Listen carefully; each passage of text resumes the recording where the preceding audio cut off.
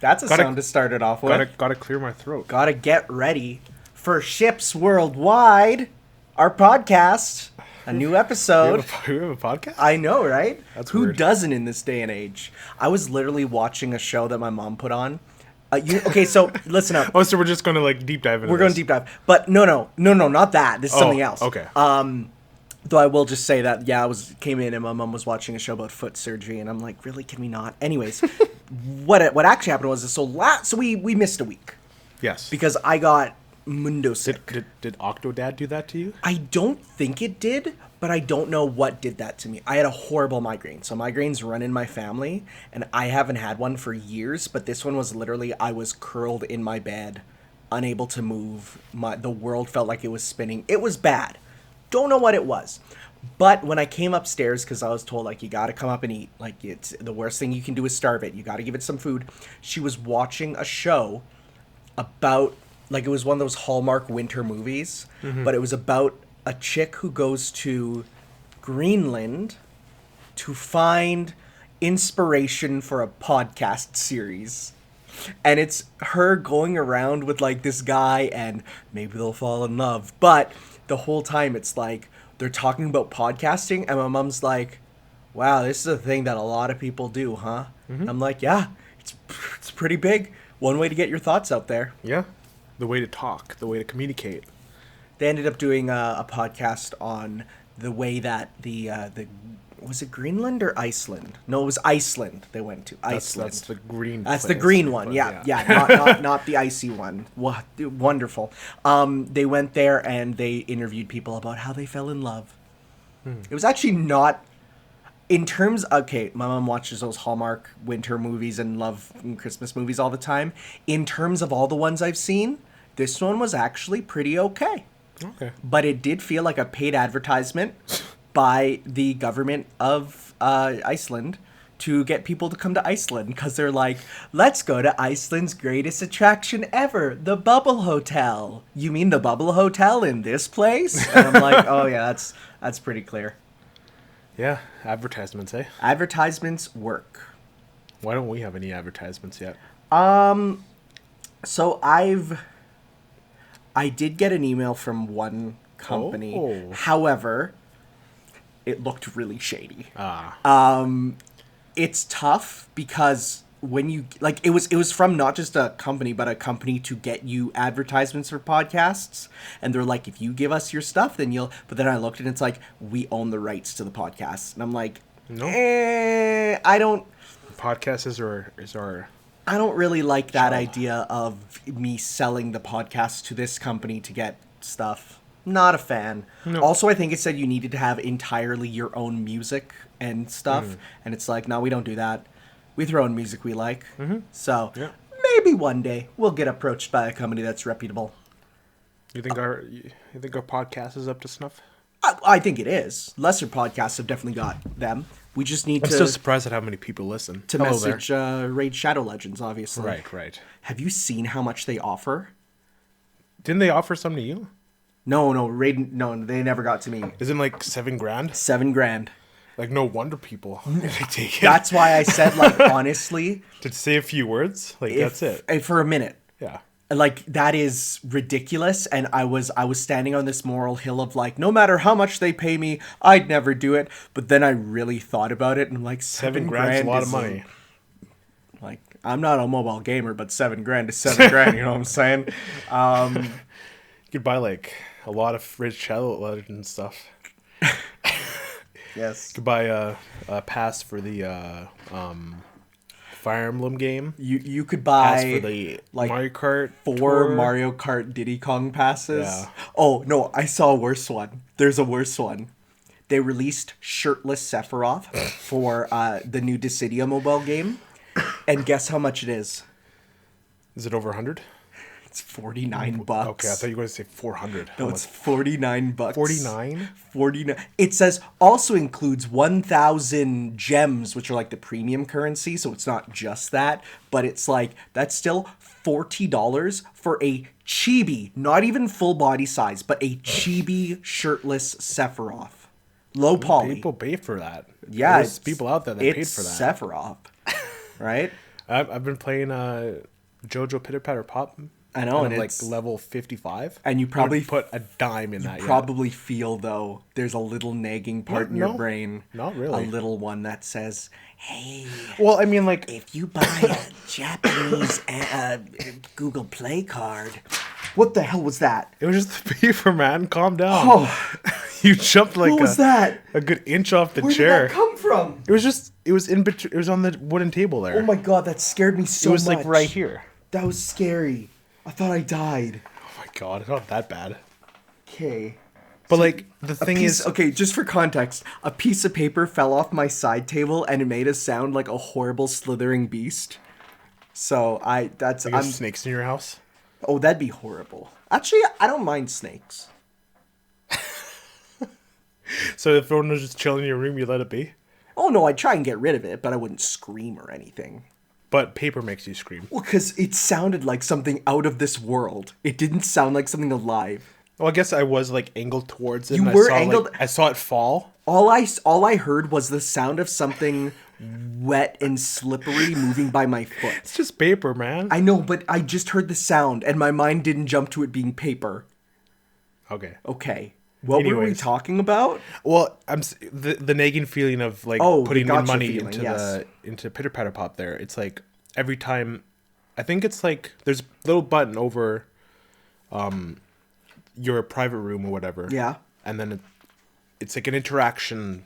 I think it's from like another player Okay. that they just like visit or whatever. Oh yeah, they you do get- that a lot in the mobile gotcha stuff where that you can visit with other players and stuff. But there's like the heart system where you like the more you play, the less hearts you have. Oh, but like, stamina, every time stamina there. yeah, stamina. But every time you go there, it's like you get a heart. Okay. So I have like at least like 20 hearts in my inventory that I can just use. So honestly, I've never ever had a problem with stamina in a mobile game. I've played a couple. I've never had a problem with stamina. I have like a billion stamina healing items in anything, right? Like I've literally my stamina on Fire Emblem has been stuck at 99 out of 20, meaning I'm past the limit of what you're supposed to have and it never goes down.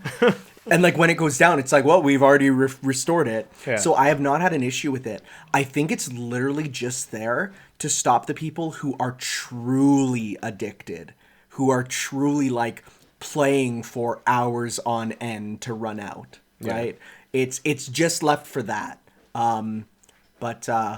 So you've not had that feeling of one more spin?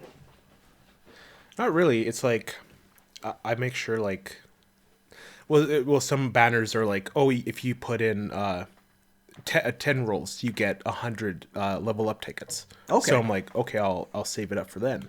And like if it's like I sometimes they have that like other like calendar if you login bonuses. Yeah. They get like a gacha ticket and then you get like a free roll. So that's fine. But there are a few characters like whenever a new banner event comes out, I'm like, oh, I really want that character, but it's not gonna like rip me apart, right? Like, Buddy, you don't know what it does to some people. but so there was this thing about a Risotto.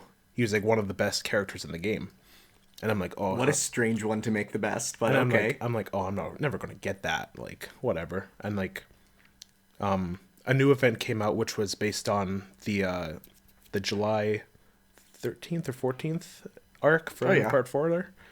And that was going on, and then like everyone's like, "Oh, I really want risotto and all that," and like, and as this event started and everyone was like doing the rolls and everything, they announced the risotto banner coming back. And I'm like, oh, that's cool. And I saw in the subreddit everyone was pissed because they like put all their gems into the previous banner, and then there's me. Oh, give it a 10 roll. I got risotto. I got Jonathan, and I got like another GR roll. You are what. And I'm like, Gotcha I got players risotto. hate.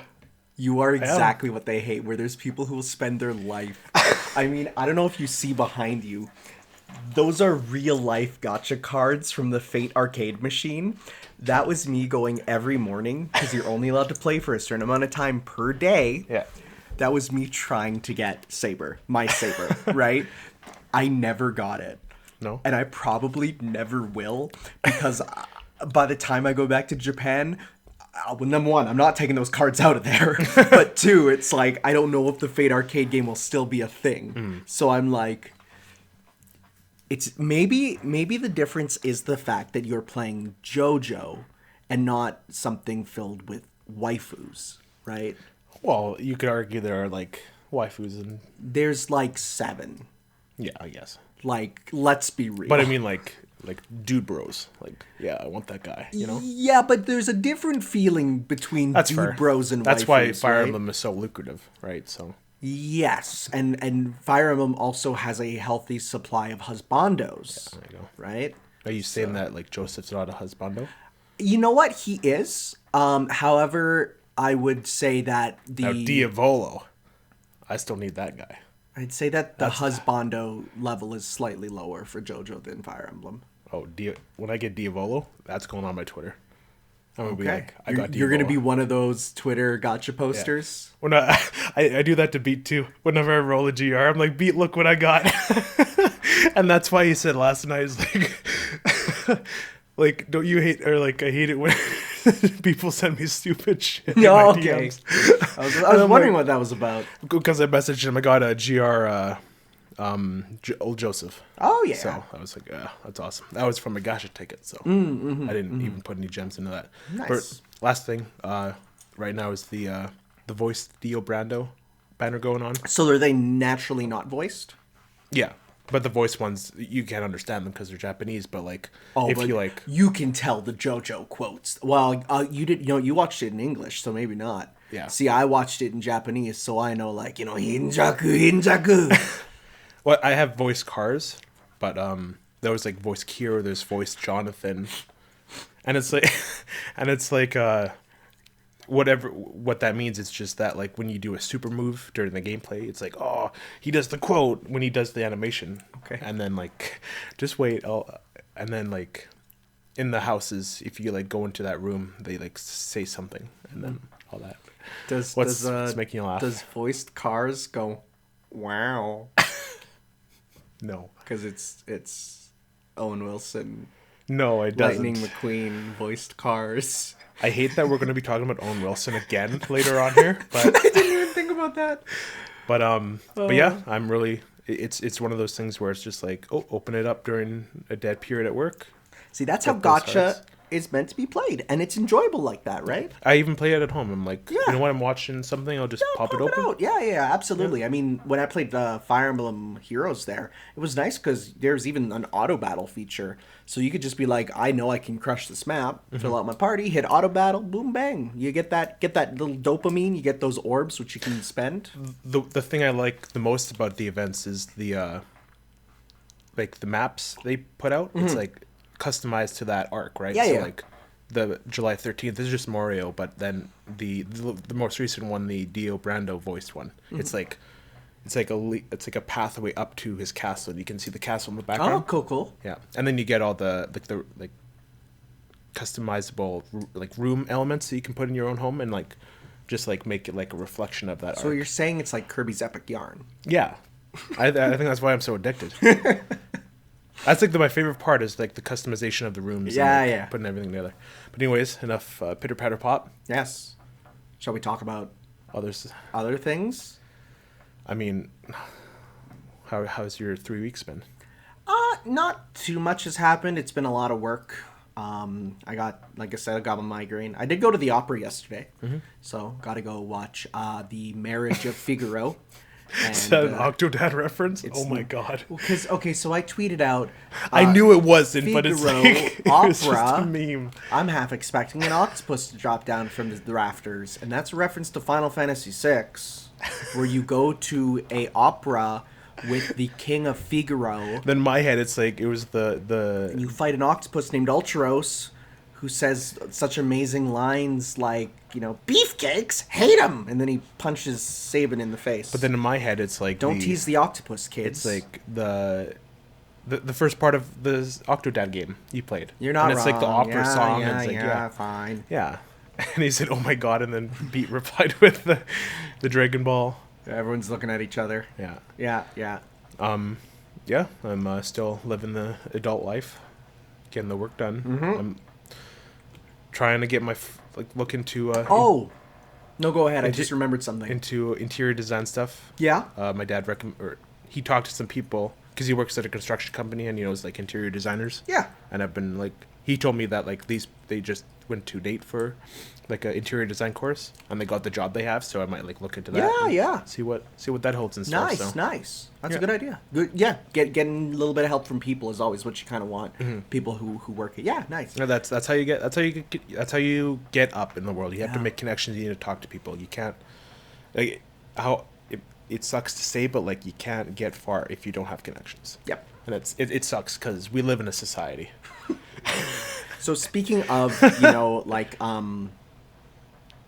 Society? No, because you're talking about like your job and your future, right? Yeah. And that of course leads to money, right? So I may have made a horrible financial choice. Oh right. I can't believe I can believe. So but like they announced the pricing for the 15th anniversary Fate Stay Night statue or trio of statues. It's 3 statues that all connect together. Saber, Sakura, and Tosaka, and they're all like in like ball dresses, and they have like it's like a staircase. And I looked at that and I said, it would be really nice if I could get that, but it's probably out of my money range. And then the December YouTube money came in, and I thought to myself, oh my god, it's totally within my money range. And I have pre-ordered it. how much was it, Tanner? Canadian? Yeah. Well, let me pop. What was the US? So, okay, but here's the thing. Well, I get paid in US. So okay. all my money that went towards it is in US. Okay. So I paid the price, which is, it was $450 USD, which is about $600. But, listen. Just brush it off. Listen. It's an investment because I'm going to record an unboxing. And that unboxing is going to get me cash money. Because you know who's gonna have this? Probably not many people who speak English, but me. I'm gonna be the guy to be like, look at this thing that I bought. Our voice is loud enough. It's because I'm whispering. Okay. Don't worry. I'm worried. Everything is deja vu, as long as bro. you guys can hear us, that's what matters. Look, do you see that line up there? Yeah. See, if it's above the yellow, it's too much. Okay. So we're good. Right, we're in the money zone.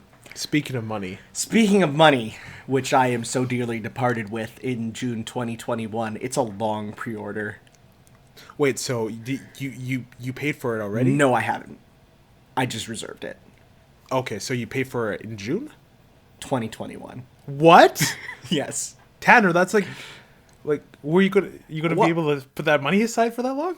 I mean, I took the money. Did you make it like a Fate Stay Night account? I literally did. I literally made a separate savings account that is just for that.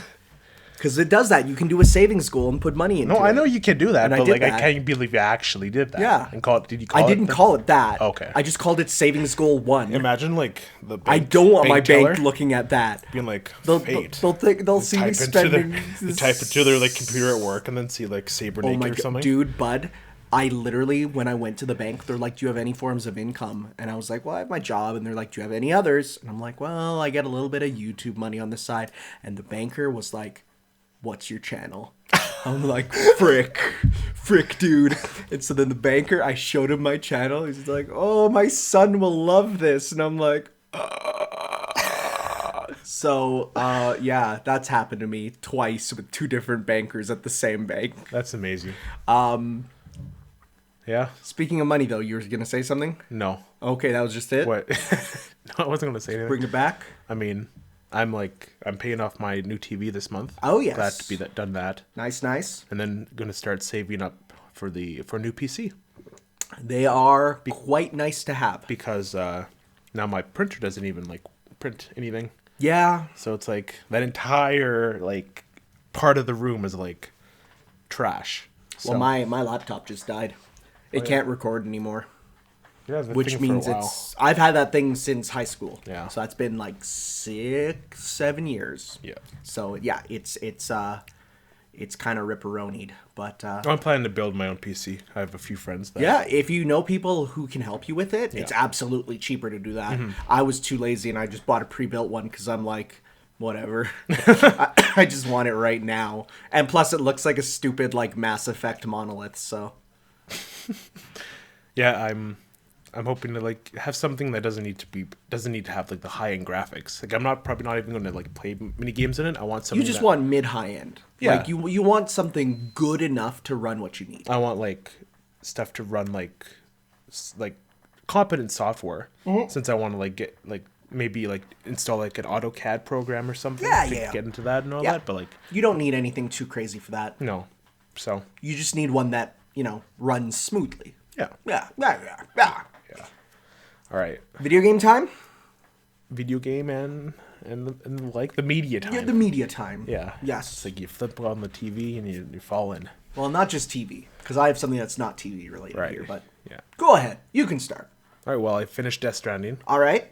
Well, I think did I finish You last time? did, 'cause we talked about it last I time. completed it. 130 hours later. Did you get the platinum? I did. Wow. Yeah, it was.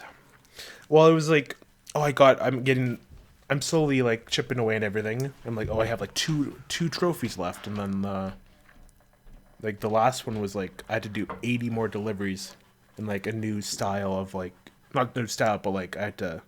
There's like the legend delivery rating, and then the Legend of Legends, which is just hard mode.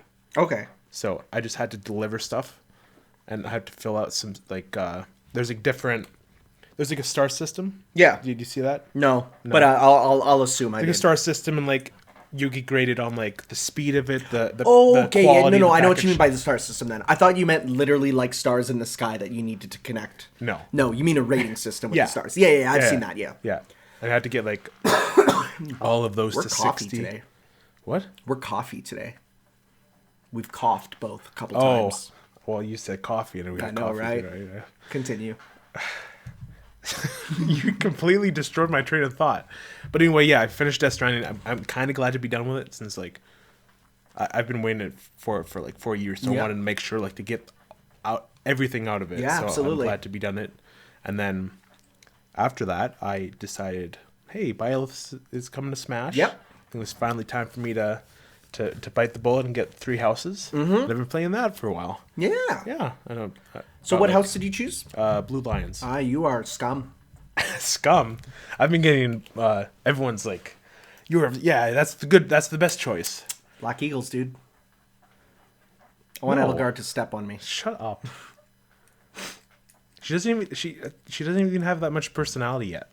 Oh, but when you talk to her, and then she's like, as you talk to her more, you realize that not only does she want you to step on her, but she wants her to step on you. Like it's a reciprocal steppy.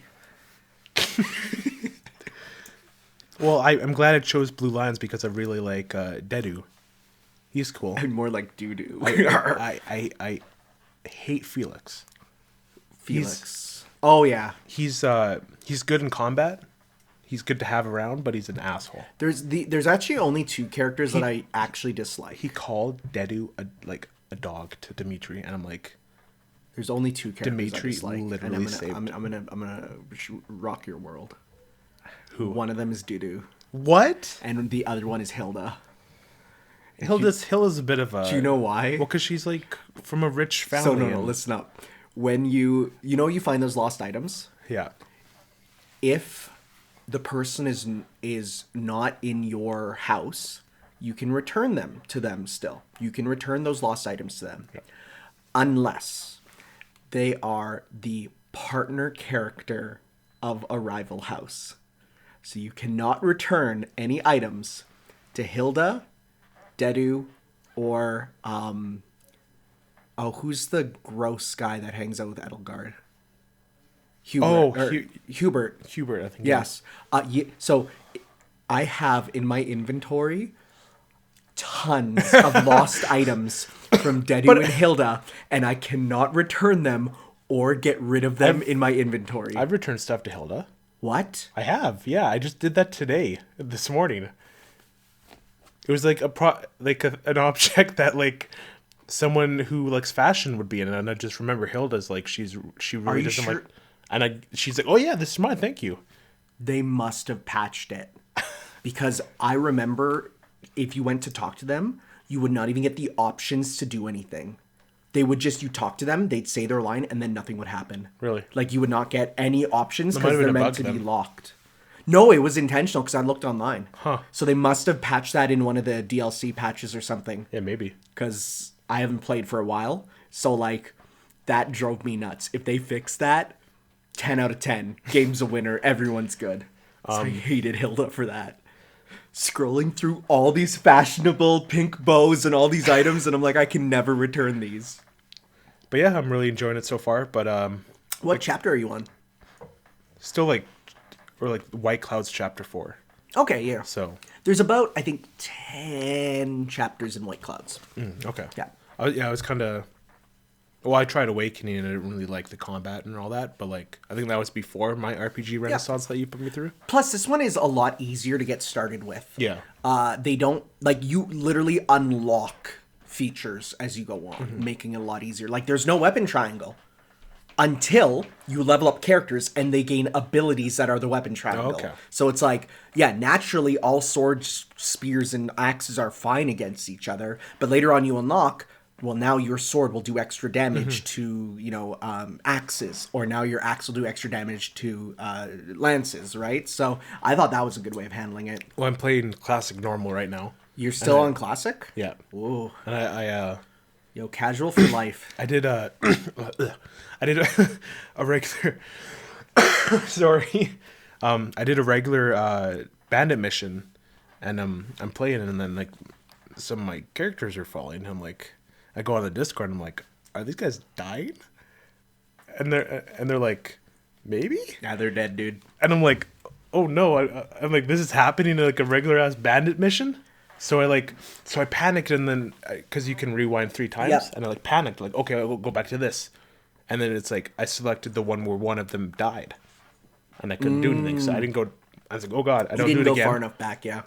And then You can just go back right to the beginning, and that counts as one. That's what I did at the very last one, and then I made sure like I'm going to change my strategy and I'm going to make sure everyone lives here. Yeah. And then I learned my lesson there. That's a good learning experience. The big strategy is send out someone bulky to the front to draw people in, and then rush your people after. Yeah. Right? If you get a very, strong armored person, unless they're a bunch of spellcasters, in which it'll mess them up, send in your bulky, armor guy or strong warrior, have them tank a bunch of damage, and then rush in your troops. That's usually the best strategy. Yeah, that's what I did. I kind of just grouped everyone together, waited for them to like get closer, and then poked out, and yeah.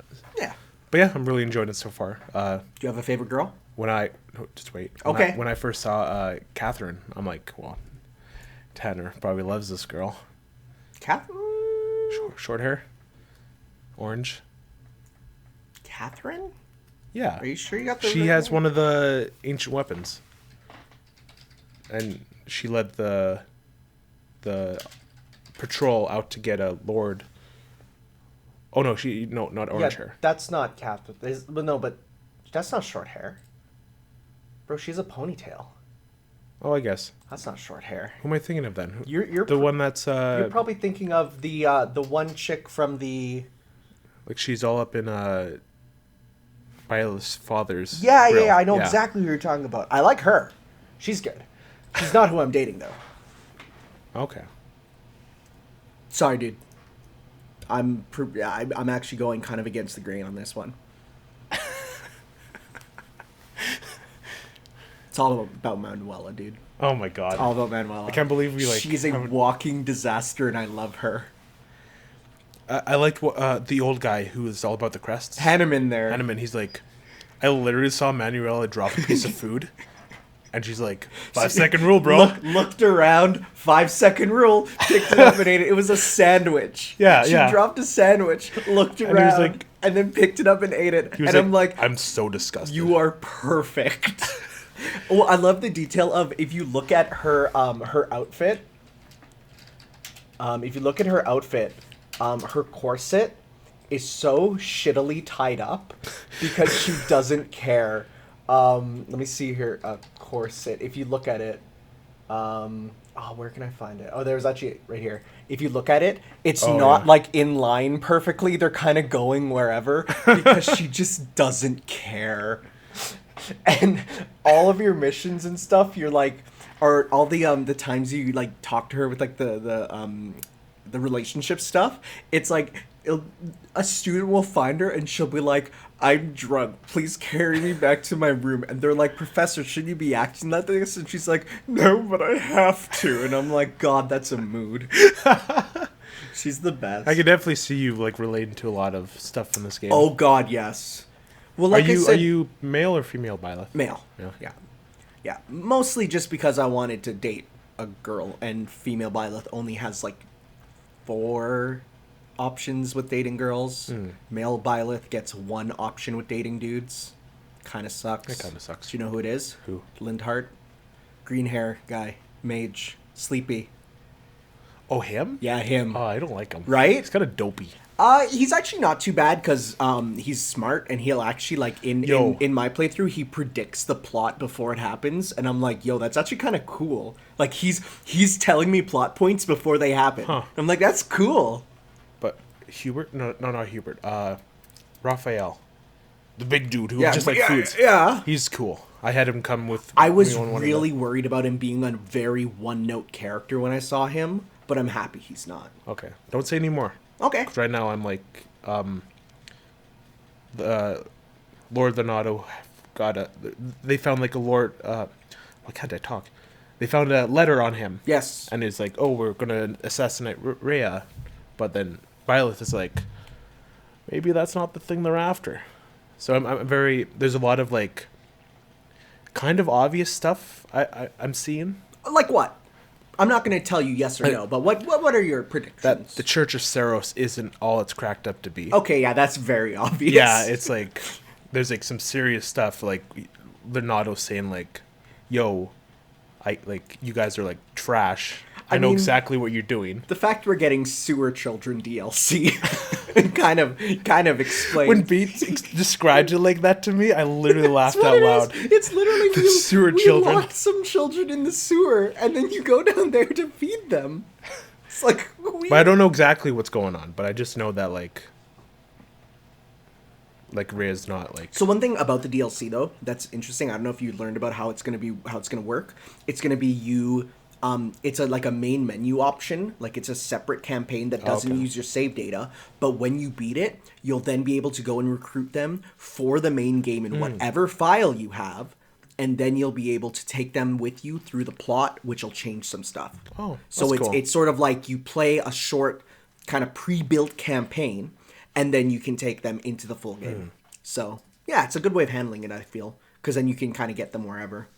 Cool. But yeah, I'm really enjoying it so far. I still have to beat it my first time because, there's like 4 different routes and each one is like a full campaign. That's wild. It's a big game. Well, it's like I was playing and then I just wanted to go onto the website to see like what else is in store for me, and it's like there's like monster hunts and like like just a ton of other stuff. It's like, a big game. I haven't seen like any of this. It is. Like, it's been out like over half a year. I would argue. And I've kind of just only seen the like the beginning part in the monastery. Oh yeah, no. There's some twists and turns, and there's like I would almost say like this game, if you take all the routes and add up the time for them, it is longer than if you took half the previous Fire Emblem games and combined them.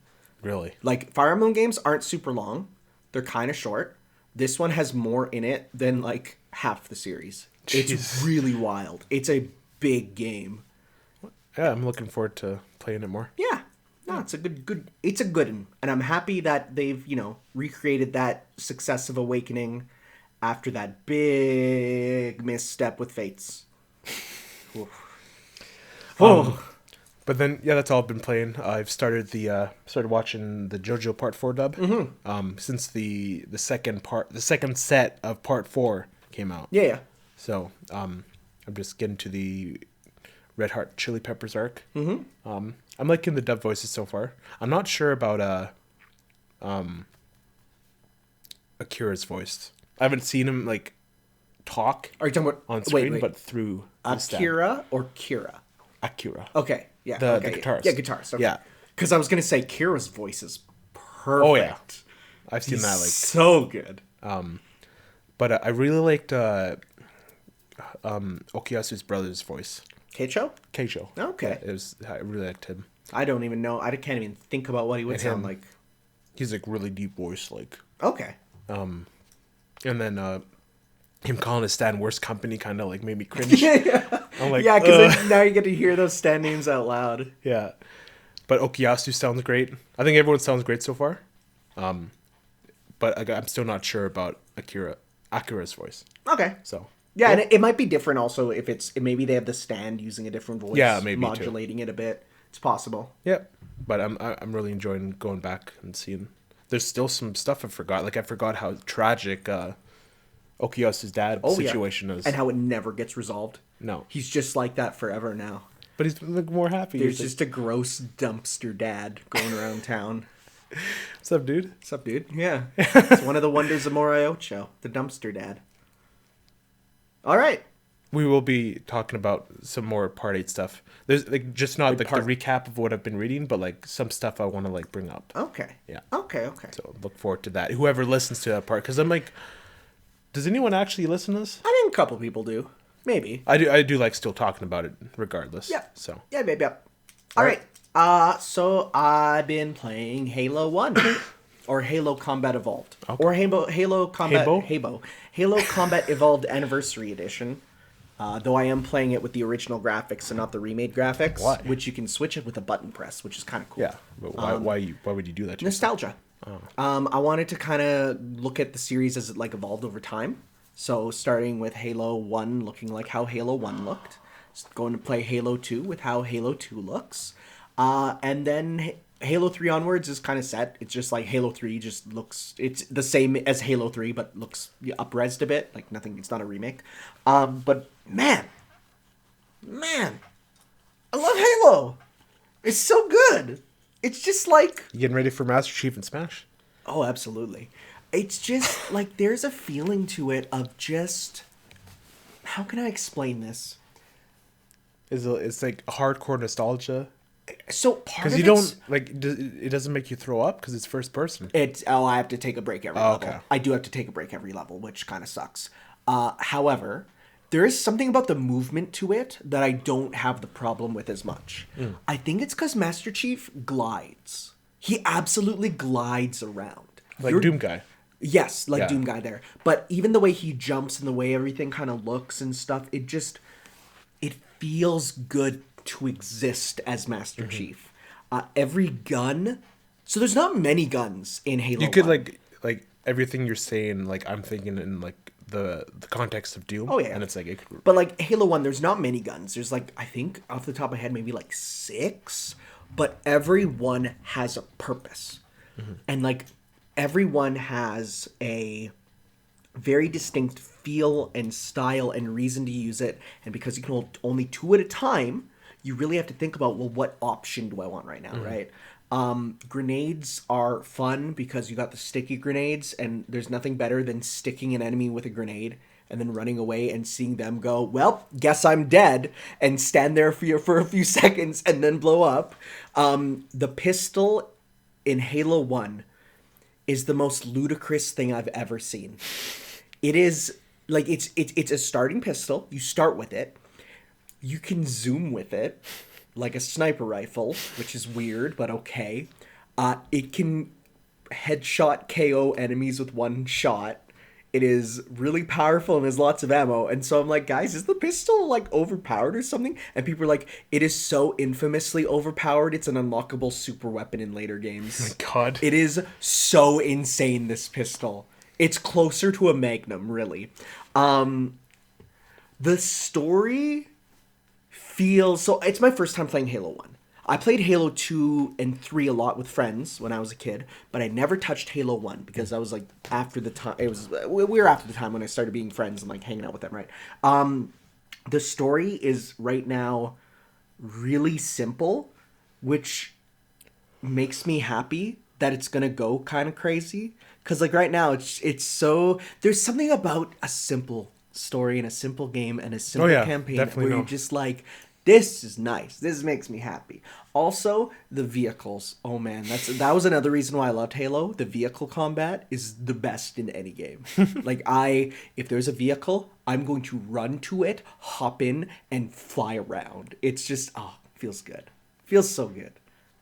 I like Halo. I'm excited to keep playing. I'm excited to get to Halo 2 because so Halo 1 will be blind. Halo 2 and 3 are semi-blind, and then everything onward will be blind again, right?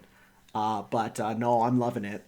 Are you done Halo 1? No, I'm about halfway through. Okay. Yeah. I had to take a break because normally I have my system over there with my laptop and recording it. Because my laptop died, I needed to find a new way to record, so I had to bring it over to my PC here, and now I play it on my PC. Okay. Now, I will say this. I'm going to tell you right now. In the future, I do want to show off the multiplayer maps. So we might have to have a Halo multiplayer party. Okay. Okay?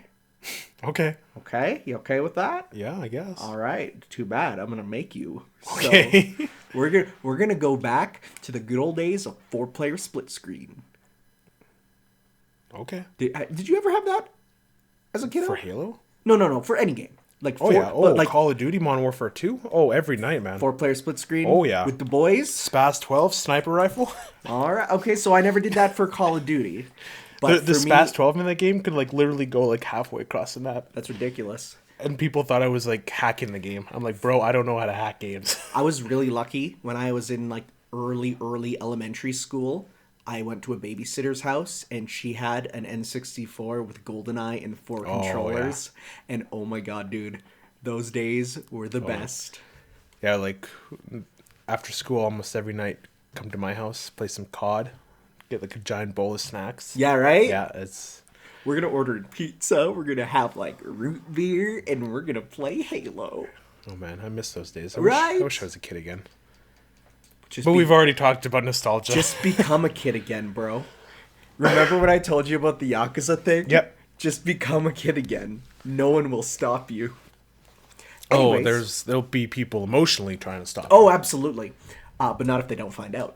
I also played Kingdom Hearts 3 Remind DLC. Yes. So this was the DLC kind of... it actually is interesting because it's like... It's a new ending, but it doesn't contradict the main game's ending. It's sort of like a director's cut, but it's... Okay, the ending plays out normally, but the camera goes to other places instead. So, for example, instead of it being following Sora through what's happening, you follow Sora through, and then it will cut to another set of characters and see what they're doing at that time. Because the ending is like a big war sort of thing, and normally you're just Sora running through it, right? But instead, it's going to cut to other characters. You actually get to play as them, and they have their own unique things. Oh, so it's like Final Fantasy 15. Yes. Like that DLC. Yeah, a little bit there. And then after you beat that, and you get a few answers, but mostly more questions, you get to do what's called the limit cut. The limit cut is a bonus mode where there's something that happens with Sora at the end of the game, and they're like, okay, I'm Sid from Final Fantasy VII, he appears, and he's like, I've made a data version of Sora to run through some simulations so that we can get info as to what the heck just happened. And so you run through data recreations of the bosses cranked up to 100. These bosses are ridiculous. They are hard. I was level 99, all the best equipment, with like pretty good skill, and half the bosses I beat on my first try. Not without, effort though. Mm-hmm. The other half took me a couple tries, and then after you beat those, you unlock 2 more bosses. One of them is best described as a child on 4 times as much Adderall as they should have. Okay. And the other one is, what if Sans Undertale was Doc Brown from Back to the Future? Okay. Those ones are nuts. Literal planets are thrown at you, Thanos style. Okay. Which is weird now that Disney owns that. And then after that, you unlock the final boss, who is, not really spoilers, they've shown it in the ads, the prototype version of Noctis from Final Fantasy 15. That's weird. Back from when it was called Versus 13, except he's not Noctis. His name is Yozora, which means night sky, because Sora means sky. And he is the hardest thing I've ever faced in a video game. 7 hours it took me to beat him. 7 hours. It was a trial. Now, here's the thing. It's not random. They have patterns. And the patterns have answers. There's ways that, like, I learned, okay, if I block this, attack him here, he's open and I can do a combo. So eventually it's like every time he does this one move, hey, that's it. That's free damage. That's awesome. The problem is reacting to those things. Because he will do them very quickly and do stuff where you're just like, I can't win. Like when he does an attack that cuts your HP permanently. Like I got down to 1 HP and I'm like, that's it. That's it, bro. The worst thing he can do. And this is, I'm happy I never fell prey to it. Because I was warned. You get an item called a Kupo coin. Final Fantasy, right? Moogle. When you die, it instantly fully restores your health and you're back. It's a free heal. You can carry one at a time. It's a free try again. Yeah. Right? He can steal it from you. Oh. And if he steals it, he will, if you win, revive with full health. All 19 life bars. That's garbage. It never happened to me because That's I was good. told and warned about it. But because, one, you can't change your gear from when you go in there, really. I had one on me. It was a case of if he stole it from me, I would just be like, that's it, kill me. Because I'm not going to waste the time. Kill me so I can redo this. Thankfully, I did end up beating him. But it was hard. It was really difficult. Congratulations. The reward you get is one final question, which made me go, what the hell? Because I don't even know where Kingdom Hearts 4 is going now. It's going a weird path. It's sort of like say something that was very weird. More like Yozora said something that is very familiar. Well, it's like, I don't know. Dude, I have no idea. Dude, if I were to say what it was, it would mean nothing to you. Okay. That's how convoluted it is. Of course. It's wild. So if Sora got like in the Smash, and this final Smash would be trying to explain the Kingdom Hearts plot, and then It would kill everyone's head- everyone. It would kill everyone. Absolutely. Yeah. All I'm going to say is the game definitely ends with this DLC ending, especially. It ends in a place where you can clearly see where they're going to go, but it makes you go, why are you going there? Aside from the creator really not liking when his stuff gets canceled. Huh. It's so weird. But awesome. It was worth it. I'd say this DLC is definitely worth it if you like Kingdom Hearts 3, but if you're not a big fan of ball-busting super bosses, maybe skip on it or just watch the story stuff online. Because, yeah, you have to beat that boss to get this true ending.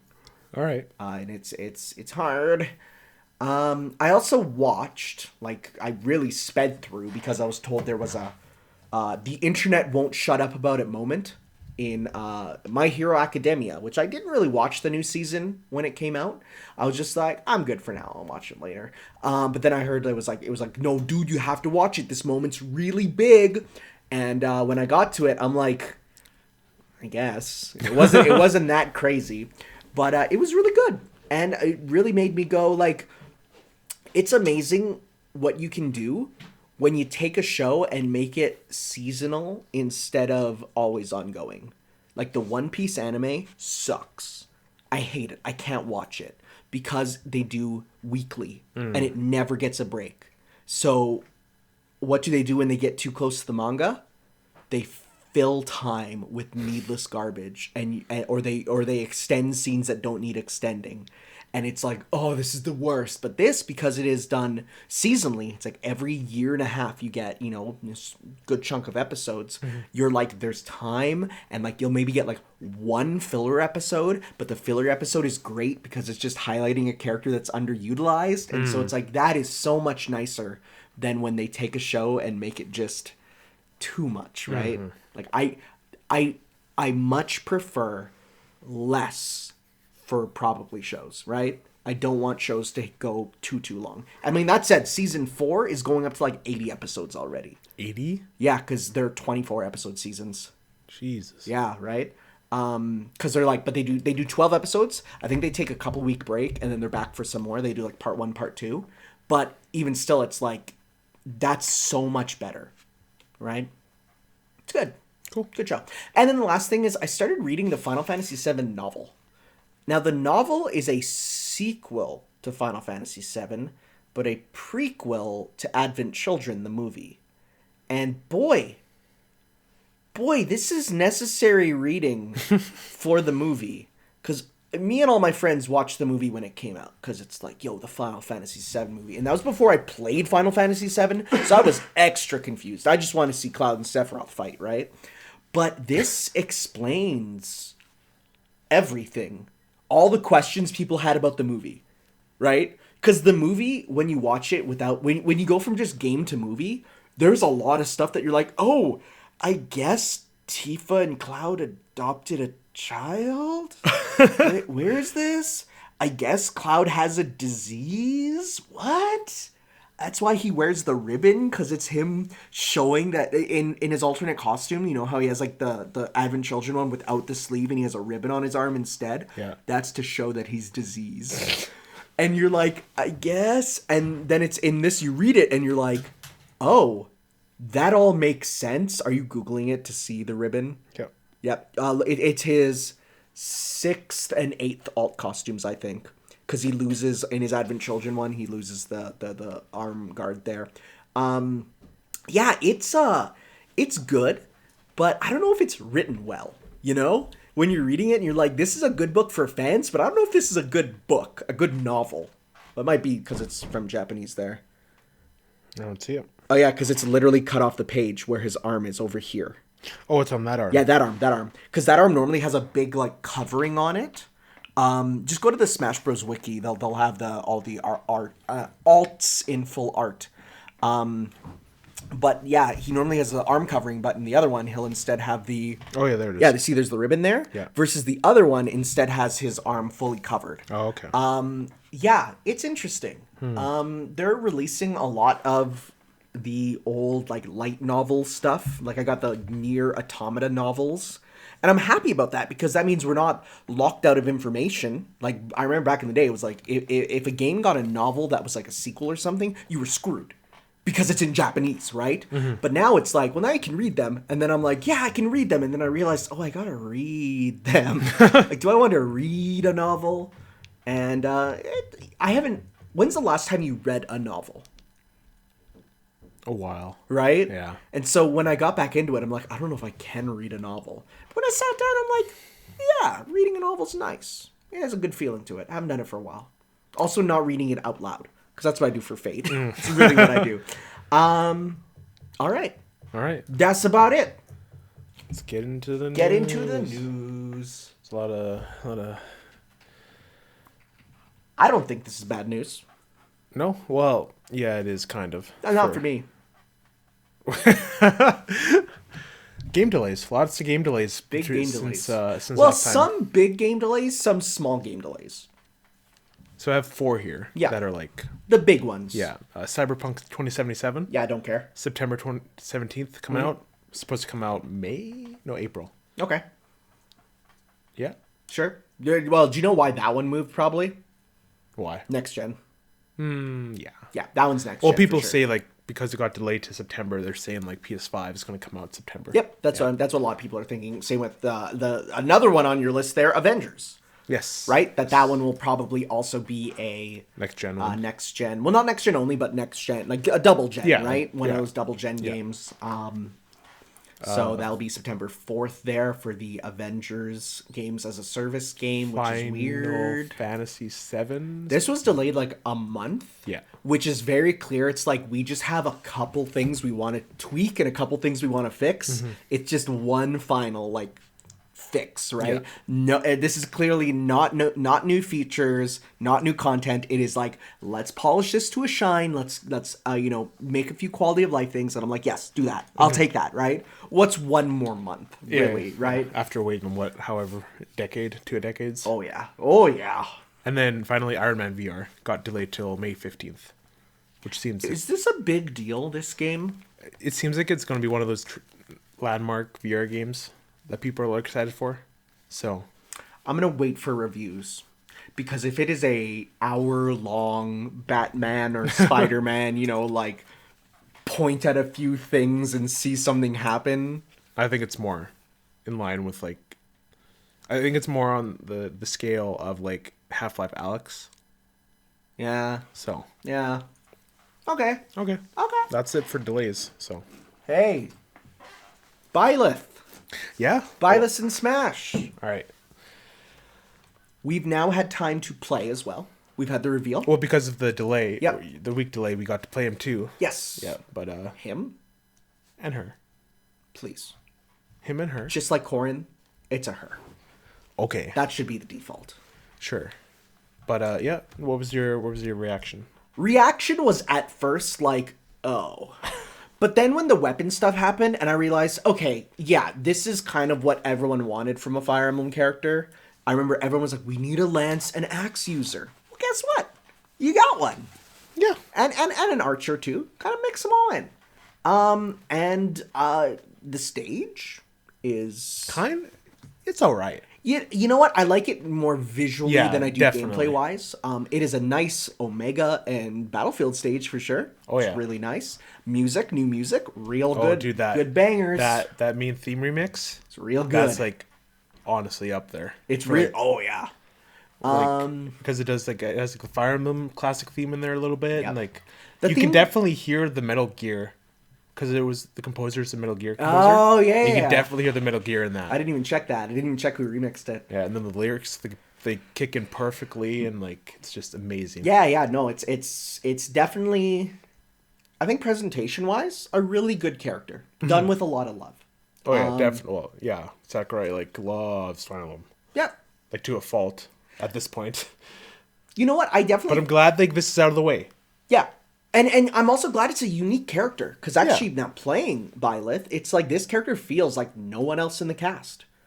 Being, having these kind of crazy, like the specials, definitely. Like she hits hard sometimes. Oh yes. Yo, that down air with the hidden Oh, yeah. X down. That- you can Ooh, feel that when you feels hit it. good. Yeah. Even her down B.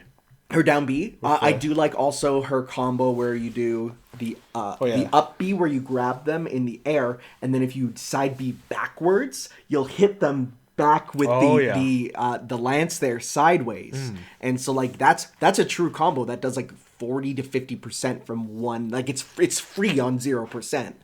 I like their ults too. Yeah, they're all really good. Which Yeah. one do you use usually if you play? Dimitri, since I'm a blue lion. okay. So. Okay. I actually use the Sothis color. Oh yeah. Because I like it kind of like a mixture between the green hair with but then also like with a kind of a colorful outfit. Actually, they added that as a DLC outfit too, as part of the season pass. I really like Fire Emblem. the Edelgard one too. Yeah, I like how they they took the leggings and just made them red. Yeah. Or they gave her they made him skin color to make him look like bare legs. Am I wrong? What am I thinking? I read someone was Sounds like a saying fake- about something. Fake Smash fan here. I might be. Yo, why does Byleth looks like depressed on the banner? Do they? Well, it's gonna take forever because it already. I mean, passed it. Byleth's a teacher, dude. Like, come It's on. fair. I do like all like the the stuff about like let the lessons begin and like that. Yo, their victory poses and the Yo, victory sounds. the theme. So another Fire Emblem victory theme is wild. It's red. It's red, yeah. It's a Sothis color that's bare leggings. Oh, okay, yeah. But getting another Fire Emblem victory theme is wild. That means Fire Emblem has 4 victory themes. Yeah, because there's the regular one, there's the Awakening one, the Fates, and then the 3 houses. Yeah, it's wild that they have so many. But yeah, the poses, the victory poses are rad. Oh, they're really the good. one with the 3 weapons. Yeah, it's so good. Yeah. Apparently, that's like a reference to the game over screen from the game. Oh. Which everyone's like, I never saw that. Like, no one has seen that because they like usually it's if you die, it's just instant reset. Yeah. Right? You don't hit quit game. Mm-hmm.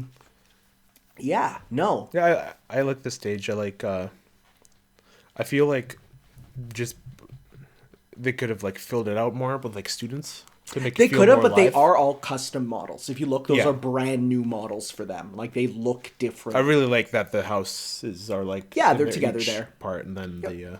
They did pick some good picks too for like the students there. What's your favorite part of the stage? I definitely think the very start.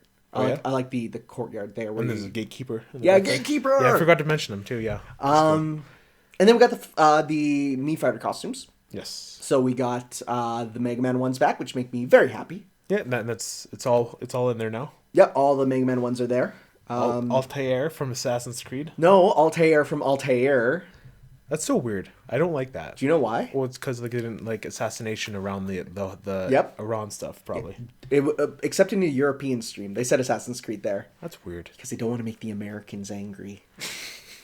You'll get them riled up. Oh, it does say Assassin's Creed in the description of it. Though, It does. So, yeah. But you can't say it on stream, or else an American will like get angry and take out one of their several guns and go to town on a pillow or something. There was a rabbit. Yeah, I downloaded it. One from it. And it's just the white suit and like the black. And then they the did red. completely. Yeah, they made and it then look the like. red top. Yeah, it looks like a rabbit. Looks like a rabbit. And Yeah. Even one of the voices is like. Yeah, it sounds like a rabbit. I got that exact same one. Yeah. I'm like, that's perfect. I like that actually. And then the big one. Cuphead. Cuphead's in the game. It's awesome. I had like a moveset for it, and I took it online last night, and I'm like, this moveset sucks for him. Because I had the one from the trailer where he does like the shooting of the bomb for neutral B. Oh yeah, no. But now I have like the shooting regular one. Yeah. Like close to the game. And then the Floral Fury Yep. is in. It's a good song. Yeah. People, someone I talked to, Kirby, they said they'd rather have more. Like, they prefer a different one. Oh yeah. Yeah, because there were better ones. There are, but I'd say that's the most iconic one. It's the one used for media and Yeah. parodies and all That's that a good stuff. song in itself. Yeah. It fits a lot of stages really good. I like it on Electroplankton. I like it on Duck Hunt. Duck Hunt? Yeah. Oh, I didn't even think about that one. Yeah. That's a good one, yeah. Yeah. But other than that, I'm hoping So who do you want next in terms of like I think the next the one's going to be model another... costume? Oh, me The costume. the model costume with a song. Well, I'm on Team Hollow Knight. Oh my god! If that happened, it just feels so obvious. dude. That one feels... Okay, it would be... In my eyes, it would be either Hollow Knight or making a Shovel Knight costume and actually getting the song in too. Like a proper like sword fighter Shovel Knight. I could see that too. Or even based off of one of like the his Baron armor or something, right? But yeah, Hollow Knight just makes sense for a sword fighter. Like honestly, I can see it. It like I can visually see it. I can't see it because it's like Hollow Knight is like kind of like the stature of him is kind of like short. Well, it would have to be one that you can make tall or short, right? Unless they just do the whole like veil of the body. I think it would be the veil with no actual like visible body, just like the feet under. So Yeah. it would just like float, right? it'd be cool if like when he dashed, it did like the behind him. I think that's a little more effort than the Mii's will get, but I think that would be a great Have you sword fighter. played Hollow Knight? I haven't, Okay. but I know about it. I watched speedruns of it. And I know a lot about it, but it's just like I haven't played it myself. Like since you didn't play, you don't know like the songs and all that kind of stuff. I know I've heard them. Yeah. They're good. Or like Hornets thing. Yeah, that's or, the one everyone says for oh, sure. Dude, if Hollow Knight gets in Smash, like anyway, like The only other one that I would really like is for a brawler would be Lilac from Freedom Planet. That one would be it'd be a cool one because it kind of fits the in her new costume. It fits the height of a me, and getting the Dragon Valley song is like that song's Kino. It's weird that like we just got like a spurt of Ubisoft stuff out of nowhere. Well, I mean, Ubisoft's in the game already. Yeah. Rayman Spirits and the Rabid Spirit, so they're already in there. Yeah. And plus, Nintendo publishes most of Ubisoft's stuff in Japan. So they're kind of second party in It's Japan. weird having like Assassin's Creed and Smash Bros. You know, as a me costume, I think it's It's okay, but it's like it's still like weird to think about. a little bit. And then sorry, I just saw Sewer Children and Well, yeah, that was announced at the same time. got more info about Fighters Pass 2. Yes, six. I like how it was characters. like ching ching ching ching and then boom. Yeah. I was wonder like, why "Ah." that is. Like I wonder why there's a I mean, sixth one. technically there was kind of six. I hate that argument. Piranha Plant wasn't a Fighters Pass character. I'm talking purely Fighters Pass. Well, yeah, but it was not Fighters Pass because it wasn't paid for. But now it is. It's paid for now. Yeah, now it is, but it wasn't at first. So I think But just that just number- they looked at their budget and they said, well, we have the budget to do the same thing again. Yeah, they're gonna like. You think they'll do a third one? No, Like I don't even think if so. this sells more than Fighters Pass 1? I don't think it will sell more. That's just weird. That's like the second DVD selling more than the first. Like in a TV set, DVD 1 will always sell more than DVD 2. Even if like, okay, so like, who do you want in the second Fighters Pass? I have my wish list already. I made it before because none of them got in. It is. Okay, so at Tanner, who messaged me? Smash wish list? Is that what I put it down as? I sure hope so. Oh, no, that's not it. I got one of them. Let's see here. I need to go to photos. Okay, but number 1 would definitely... Oh, here it is. Okay, number 1, Agumon. So, Namco Bandai needs another rep because they have Agumon the is just- Heihachi costumes. When I think Digimon, I just think about the anime, and it's like it's not a video game It character. literally started as a video game. It started as a virtual pet. But Agumon represents one important thing, and that is the rivalry with Pokemon. If we got a CGI trailer of like Agumon fighting a bunch of the Pokemon and then like Digivolving when like they started to team up on him because there's more, that would make me as a child cry. It is so good. Like 10 out of 10. That's amazing. And out of all these characters, he's the most realistic, I think, to get in. Because Namco Bandai does need another rep. Because there's the Heihachi costume, costume that's not in yet. Plus, they work on the game and they have one character. Well, look at the Monster Hunter costumes. Why aren't they in yet? Well, I think we'll get another Capcom character. You think so? I think so. Well, then again, if you think there was Capcom costumes in this last one with Byleth, And like a bunch of others. I think at this point Capcom's just whatever, throw I hope anything the Monster in. Hunter costumes come back because those are Those legit will amazing for costumes. sure come back. Oh man, I think every me costume is coming back, but they're just going to come back slowly, right? I mean, we got back Akira and Jackie, right? So it's like Yeah. just coming back slowly there. but of course, like they saved the best ones for last. Oh yeah, of course. So yes, Agumon and then Sora, right? I do want Sora. Chances of Sora probably a little lower, but I think that would be a character that's another highly requested one. That right? would be like an. Would you say that'd be like an E3 character? Yes, Definitely. huge. Yeah. I do have. Well, do you think there'll be like a double reveal like last time? This year? I'm not going to take guesses to how they were revealed. I mean, look at how Byleth was revealed. Just randomly. Just like, hey, it's coming. Whatever. They could do whatever. They could say, buy a video game magazine and get a download code for the trailer. They could do whatever they want. Saber. This is like the least realistic. I'm going to be honest. Really? Looking at the next two? Yeah, honestly. Okay. Mostly just because I love her. Reimu would be really cool because a bullet hell sort of character would be unique.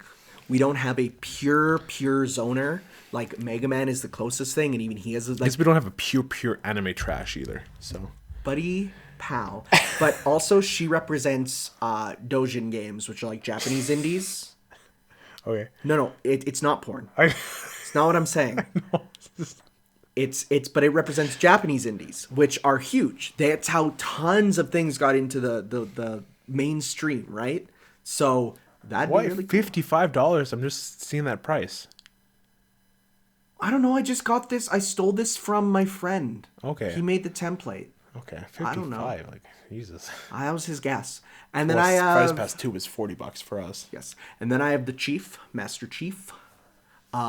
His chances are probably very low. I mean, they're higher if you think about it, because like Banjo's already in the game, Microsoft. I think Nintendo we need the announcement of Master Chief Collection on Switch for that to happen. I think that, yeah.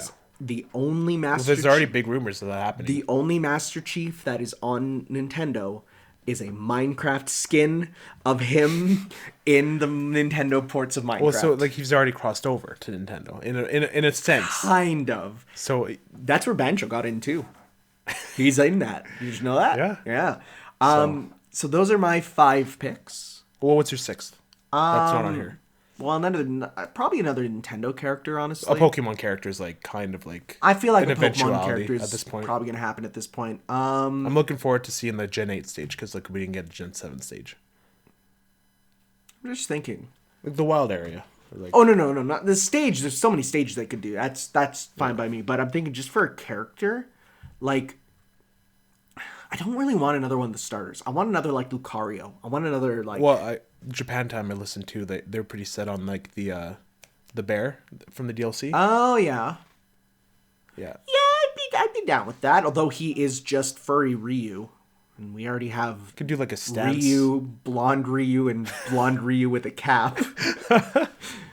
That's fair. His stance character, though, would be interesting, right? Yeah. Yeah. I don't know. But that's where I'm at. Okay. What about you? So definitely Crash or Spyro. Okay. Like it's like either or. Okay. I prefer Spyro, but he's less likely if they're like want to get like in that platform. I think it would be Crash. Yeah. I feel like Crash has a pretty big chance, but like I think like I feel like people are talking about him too much. Yeah. And that kind of like demotes him in a sense. He's also Western. Well, I mean, like, I feel like all the rules are out the door. I guess. I feel like we gotta get one more Western character in this pass. Yeah, one. Doom Guy, like, he's always gonna be. Yep. That Kako Demon leak still isn't disproven. I think no, it wasn't like. But the fact that we've had all the season pass, and now they said that they are just starting on Fighter Pass 2. I don't know. Well, no, it was leaked after Terry. Yeah, which is before the production of Fighter Pass 2. And we've had all Fighter Pass 1 and it wasn't in there. No, I'm sure they like started Fighter Pass 2. Like they were, well, when they said like... No, you're right. They said Byleth was like done. You're right. Yeah, good 2 months before. You're right. So okay. it's like We'll see. The time We'll there's see. all right. After that, like a Pokemon probably somewhere. I hope not near the end. Oh, I think Geno still has a chance. You think? I think so, because Sakurai said he's always wanted to put him in, and this is like Sakurai's last hurrah. Like I think maybe that's 11. That's like I could see that being 11. Like to cap it off, he was like the number one always requested dream pick for like Nintendo at least. Like I'd be fine with Dante, especially for Nino. Yeah. No, I mean I'd still be down with Dante. Like I think about this stuff all the time, and now like when I'm actually talking about it, I can't remember. Who else is there? Arlie. Oh, shut up. Well, I mean Master Chief. Like I'd be down for that too. We just need like a FPS rep. Like that's such a big chunk of gaming. Dark Samus. No, like an actual like pew pew pew game. Dark Samus. Metroid is. That's not a pew pew pew game. Metroid Prime? No. Metroid Prime is literally a first-person shooter with online multiplayer. It's not first. It's not a shooter. It's like a. Bro, you did not play Hunter's DS online. That's the most competitive online shooter. I don't think it's not in the same vein as like It's not. Doom or It's not. You're right. You're or right. Halo. Like I won't like. There's guns in the game already. Like there's nothing blocking it. Mm-hmm. So Mm-hmm. I'm just like, truth be told, I'm kind of like exhausted about all the speculation. I just Yep. want to know who they are. Yep. But Just gonna... when do you think Past 6 is going to be announced? Announced, not released. 3 months. So like April? Yeah. I'd say early April. Yeah. Late March would be a good one. I think around there. Like once the Animal Crossing hype dies down, Yes. they Yeah. need like something to ramp it up again. God, I would hate another Animal Crossing rap. I'm gonna be honest. Really? I think Isabelle is already the most like ridiculous character. I feel like there's 100% going to be a spirit event. For Oh new yeah, races, though. yeah. Spirit event for sure. Yeah. Yo, what? They put in River City Ransom Spirits, and when you click on it and you see Arc System Works, so literally Guilty Gear has a chance. It is so weird to think about. That's like the most, because like every other Spirit event at least has a connection to the company, one of the companies that's in there. Yeah. And then River City Ransom happens, and you're just like, there is zero Arc System Works in there. Well, when you go to like the spirit list, Yeah. it's like they were put in.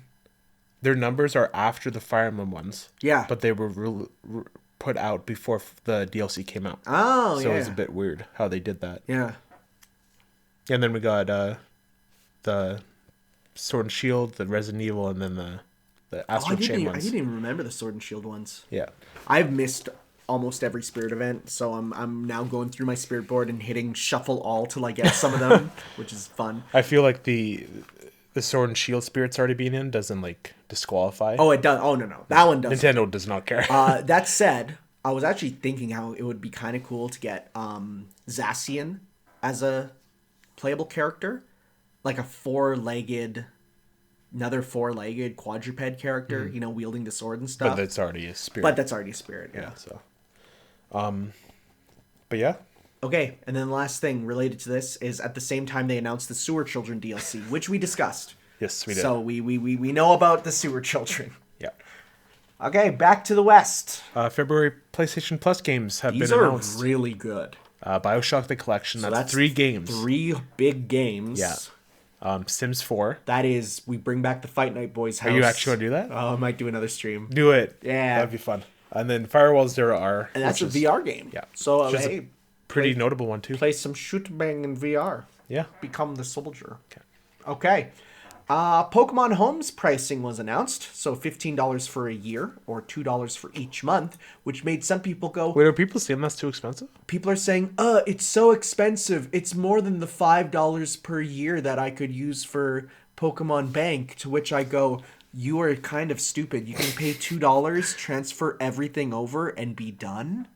Like, it's literally cheaper because you don't need to keep a bank if you transfer them over to your game and you're done. The game itself can hold almost all of them. And then later when it's like down the line when you want to take them out to a new game, that's another $2 like a year later. It's cheaper. And plus it has the GTS, so the Global Trade Station. You know what that is? No. So basically it's literally a person goes, I have a Charmander. I am seeking a female Larvitar. And you put it up and someone can come and say, I have a female Larvitar, I'll trade you. So it's sort of like a trade search feature. Okay. If you use the free version, you can put up 1 at a time. But if you have the paid version, you put up 3 at a time to get a whole decks of all of them. Okay. It's compatible with Pokemon Bank, so you can transfer from Sun, Moon, and all that, X and Y to the bank. Then the bank can go to there. Let's Go, compatible. You'll be able to go from Let's Go to the main games. And you'll be able to eventually, it's not there yet, go from Go to the bank, and then or Go to Home, and then put them in the main game. Okay. So yeah, like you'll be able to put everything, move everything everywhere. And they also have, this is really cool, a national dex. So any Pokemon that you have in the game, if you've connected it with one of the games, like for example, if I bring my Pokemon from Sapphire, like way back then when, right? Yeah. And you can just keep transferring them forward, it will have Pokedex entries for Ruby, Sapphire, Emerald, Diamond, Pearl, Platinum. Wow. Heart Gold, Soul Silver, Black, White, Black 2, White 2, X, Y, Omega Ruby, Alpha Sapphire. And like these are all Dex entries that you can read. Okay. All the way up to Sun and Moon. Wow. So like newer ones. How does a Game Boy cartridge connect to Pokemon Home? You transfer from Sapphire to Diamond. You transfer from Diamond to Black and White. That's wild. You transfer from Black and White. I literally have Pokemon from Sapphire. So this data is literally going through like oh yeah, multiple generations. I have a Mudkip that is older than children that can legally drive. Like seriously. And there's actually achievements for if you bring Pokemon from Sapphire, you get achievements for them.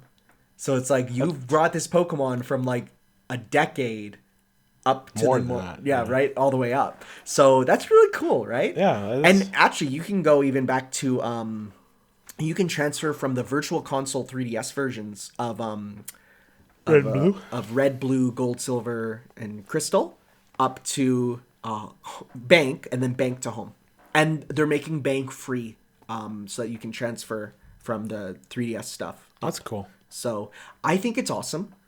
And the art that they use for the Pokemon is their classic art, but it's actually their 3D models posed into it. So if you have a special form of that Pokemon, it'll reflect in their physical look, but it's actually like the classic pose. And Wait, you can see that in Sword and Shield? no, Or in just Home? just Home. Okay. Yeah, just Home there. And Home will have both a Switch app and a mobile app. So you'll be able to access them and trade them anywhere. It just sounds cool. Like to it me. sounds cool, Yeah. right? And they announced there'll be special like giveaways and stuff where it's like you log in on a certain day, you'll get a free Pokemon or some items to transfer to the main games, and it'll be compatible with everything going forwards. So why are people bitching and moaning so much? Because that's the price? They're gamers and they're like, I should get everything for free. I should be given everything for free because I'm a gamer. I already paid for the console. And then you're like, I saw the Twitter post being like, when gamers get charged for something. yeah, they're actual babies. It's $2. It's $2. Like, it's $2 for a month. So what is the 15 for a year then? Why would you get that? Well, if you want to keep, because once you run out of it, you won't be able to use the trade station like with 3 Pokemon at once.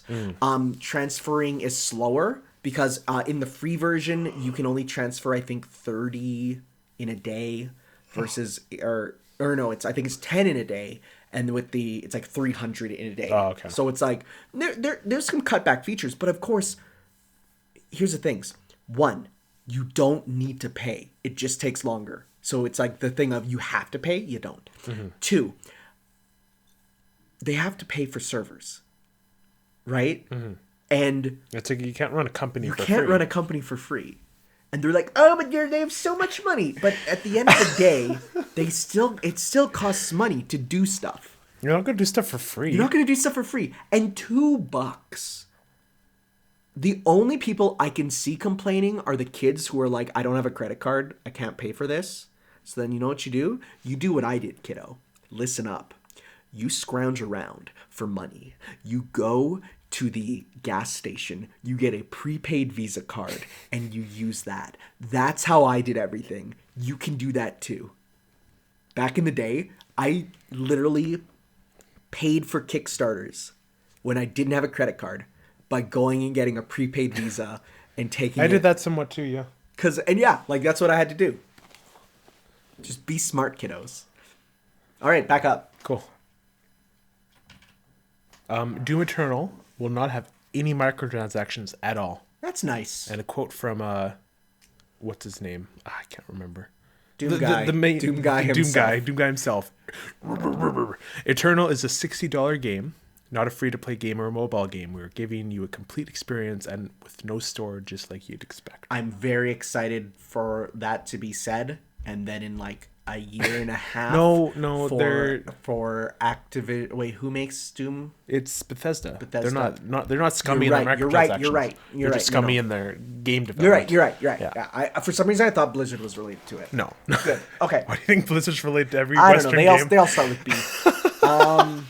You're not wrong. BioWare, Blizzard, Bethesda. Obsidian Software.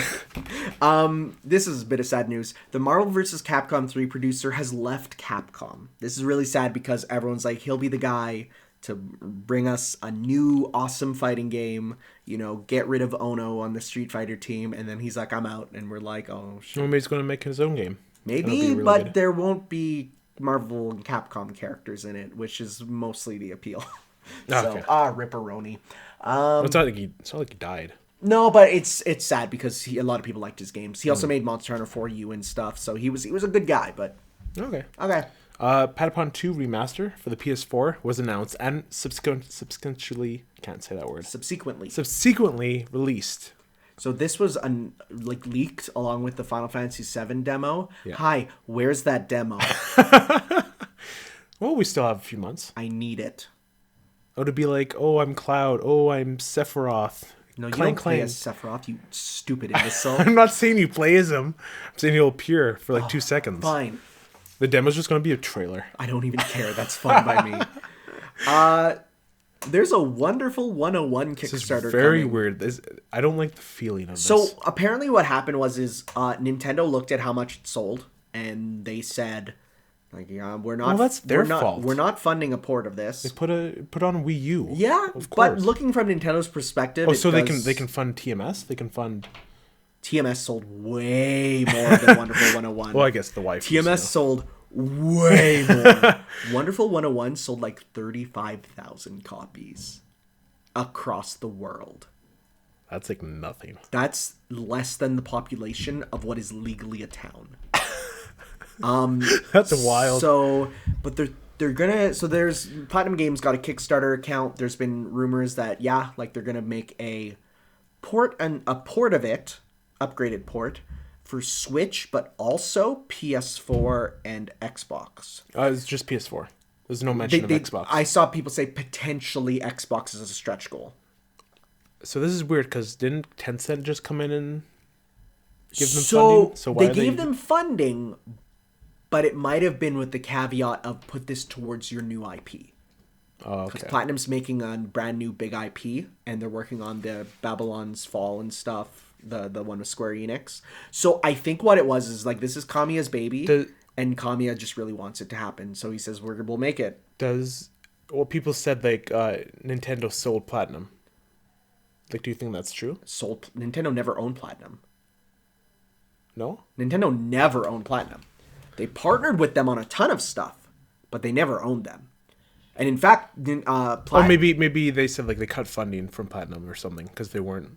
No. What it was is people think that Nintendo sold their part of the Wonderful 101 IP. Yeah, I think that's what they meant. Yeah. Nintendo sold back their Wonderful 101 IP ownage, which they own a part of it. Just like how they own a part of Pokemon, they own a part of the Wonderful 101. Oh, okay. They probably just sold it back to Platinum Games, so Platinum now has 100% ownership of it, which will now make them easily go and, can put it on stuff. Now, there is a few problems with this. There are explicit Nintendo references in Wonderful 101. A character literally plays a DS and has a Famicom on his head, so that will have to change.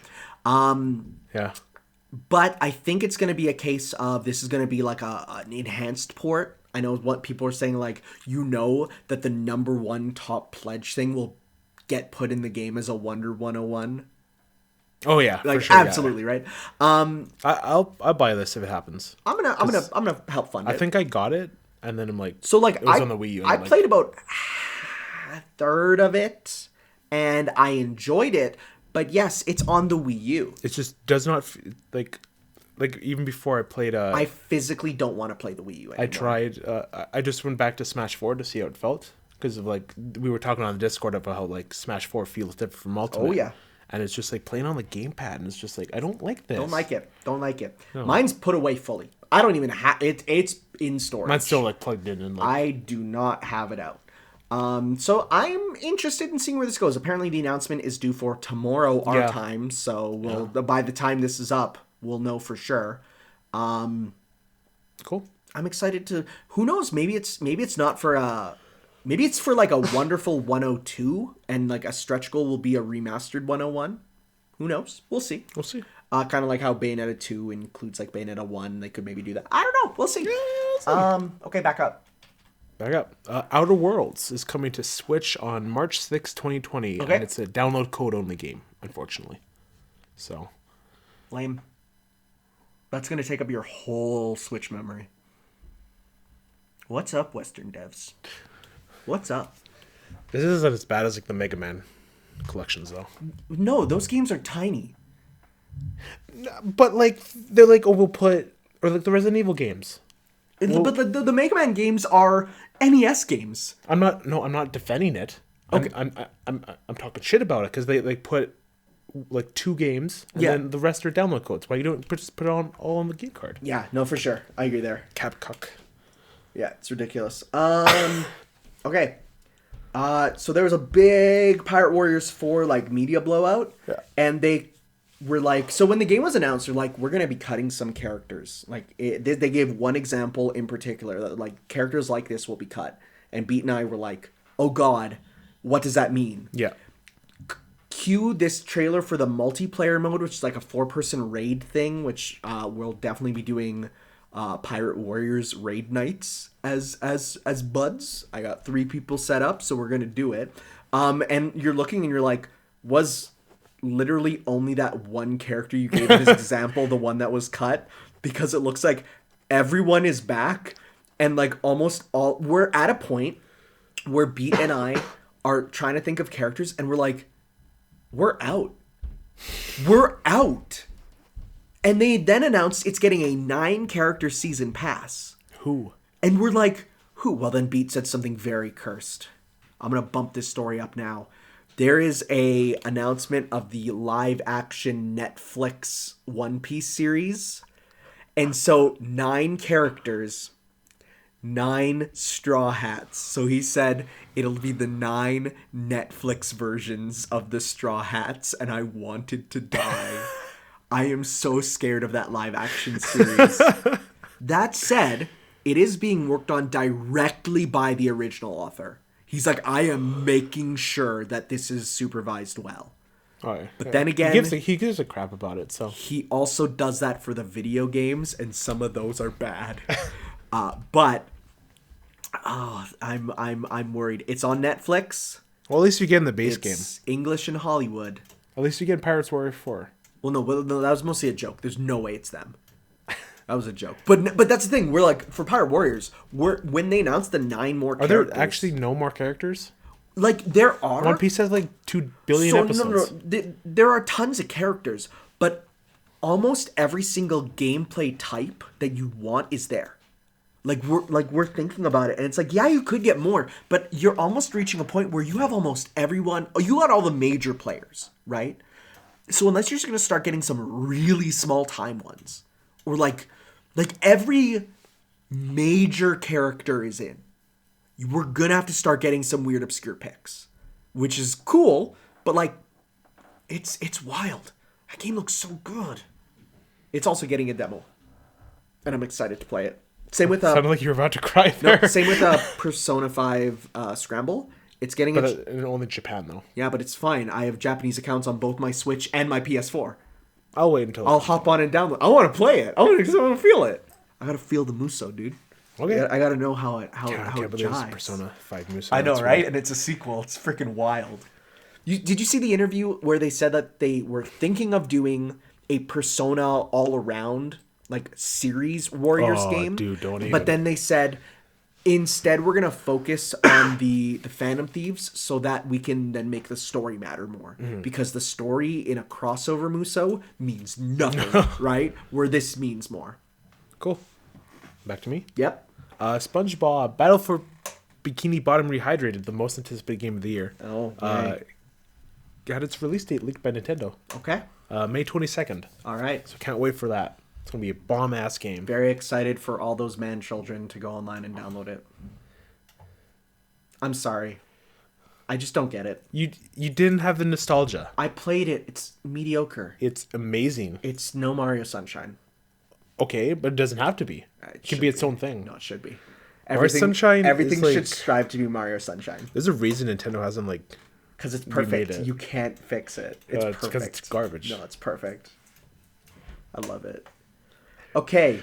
Have you seen this Captain Tsubasa game? No. Okay, so Captain Tsubasa is an old soccer manga. Like, old, right? They're making a game, and it basically looks like, what if FIFA, you could fly around like Dragon Ball? It looks freaking... I've never cared about soccer, but look at this. Just watch this trailer a bit, and you're gonna go like, oh my god. Oh, it's an old game? No, it's new. No, I mean like it's based off an old IP. Oh yeah, we're talking like this IP is like look at the like that's like It's anime is JoJo they all look the Part same. 1. Well, yeah, those are all just the NPCs. Okay. Right, but you have like your main characters, right? Is this the gameplay or the trailer? Oh, this is gameplay, but like it's soccer. But 1, there's fighting. 2, What? there's super moves. Like, there's clashes. It looks so dope. It's like, I never cared about soccer, but this looks like what soccer should be. There's a dude who drives on the ball like a Segway. It's incredible. Okay, this is the trailer I'm talking about. You're gonna see this, and you're gonna go like, what is going on? I'm happy it was announced for English right away, too. Because it's like... Oh, it's in English? Like, see it in English too? Yeah. But like you got like eagle shots with birds. Tiger shots. What the hell? It's so rad. Oh yeah, and the goalkeeper catches it. You got aerial battles. Like this is what soccer should be. Also, by the way, this Captain Tsubasa is the mascot of the Olympic soccer for Tokyo. Really? Yeah, like he's that big. It's huge in Japan. But it's so cool. This really just makes me want a new Mario Strikers. Just wait, Tsubasa riding the ball. I'm gonna type it in because it's the most incredible thing. Captain Tsubasa riding ball because it looks so stupid. Here's one of the characters literally riding a soccer ball nonchalantly on the field. Yeah, so he just rides it, and you see it in the game, and it looks like he's just on top of the ball as it moves. It's so incredible. I've never cared about soccer, but this makes me care. I actually want There's it. anime. Yeah, because sports would be better if it was all anime. Can you imagine if in hockey people could shoot fireballs That'd be so sick. and melt the ice? That'd be so sick. Right? And then make the terrain all like... Right? Yeah. Honestly, I'm going to be real with you. I'd rather watch... Like, hockey's on, like, my low. Oh, yeah? My low to watch sports. Well, I was driving through... I don't know. I was driving through our bar street, White Avenue, yesterday, and boy, there was people that were literally, after our team won, that were gyrating on walls. Like, they were so excited. I just don't get it. They were actually making love with, like, the bars themselves. No, you're exaggerating. No, I'm not. These dudes were writhing on the walls, screaming about how their team won. It was weird.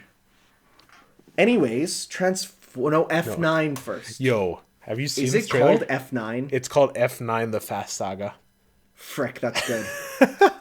Have you seen the trailer? No, but I do know that John Cena is Vergil. We gotta watch it after this, but it's like Foolishness, dumb. as I was watching it, I'm like thinking of your like critique of it. Like these are just superhero characters, and it's like these people are falling from like cliff distance onto like hoods of cars, Okay. and they're completely fine. You need to talk about how the plot is Devil May Cry 3. The long-lost brother who wears a blue suit and slicked back hair. They, at one point, it's literally John Cena riding a blue bus and Vin Diesel on a red bus. And you're like, are they going off to the Temenigru to fight? John Cena's wearing a cross-shaped pendant, just like how Dante and Vergil wear their crystal pendants. It's Devil May Cry 3 with cars. There's they drive on a I'm gonna bridge. type in John Cena Vergil just to Twitter. Keep going. They're like driving on a bridge as it's like collapsing. Yeah. I just want to see this too. Oh, there's nothing? Are we for real? No, because it's such a new trailer. Well, yeah, but there was all over Twitter. Why don't you type it into the Twitter then? I will do that. Okay, go ahead. Keep going. No. We got it.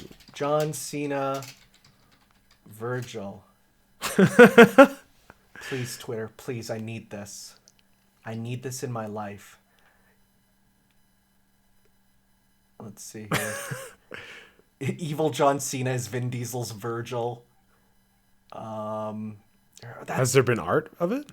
I haven't seen art, but I've seen quotes and stuff, so darn it.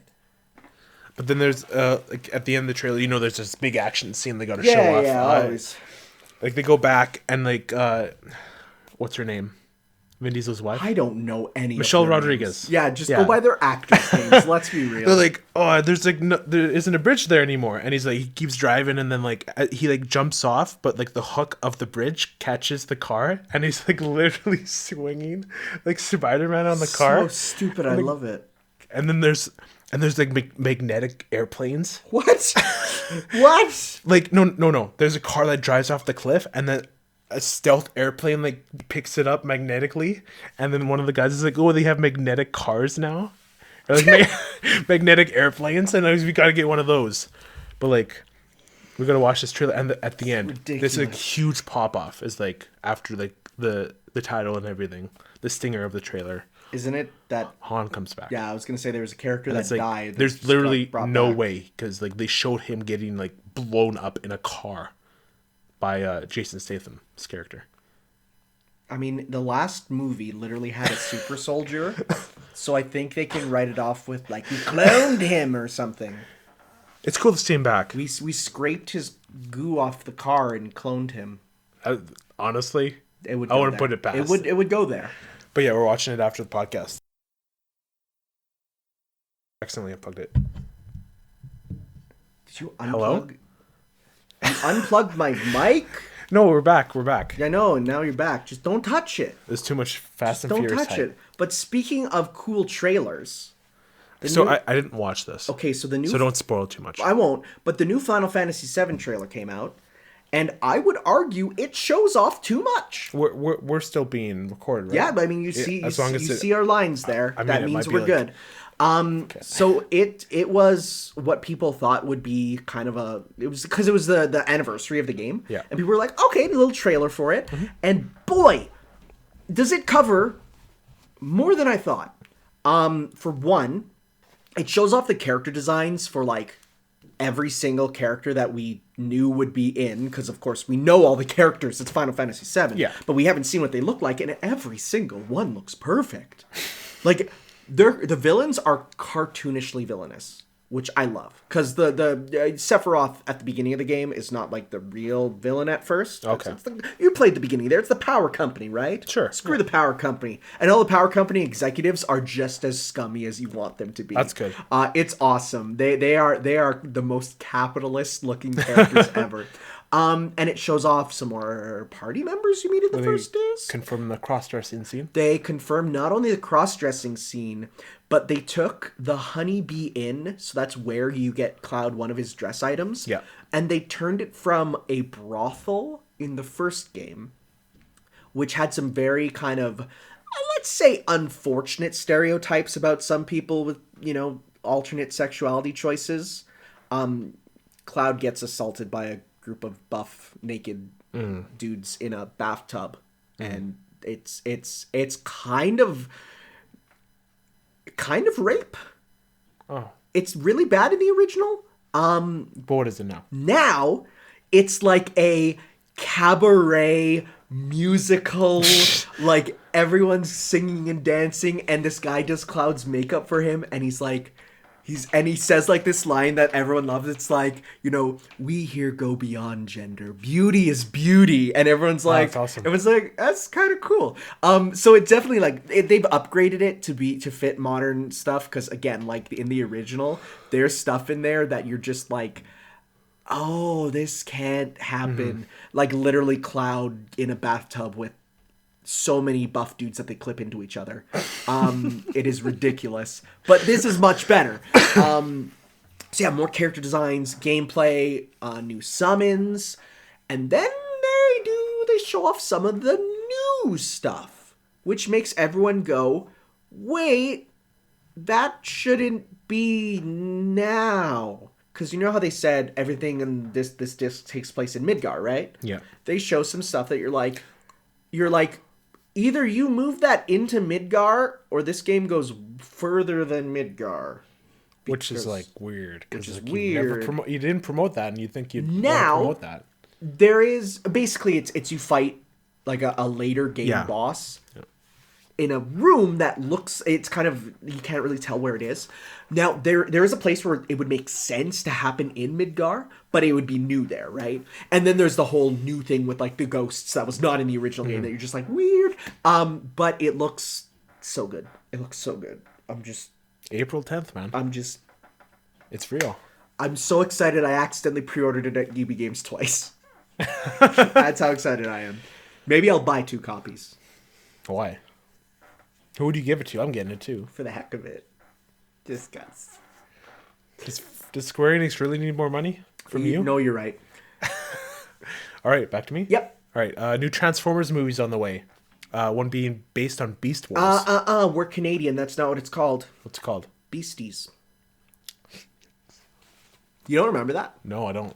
They were not legally allowed to call it Beast Wars in Canada because war is like seen as not appropriate for kids. So it was called Beasties here and got a new opening called Beasties.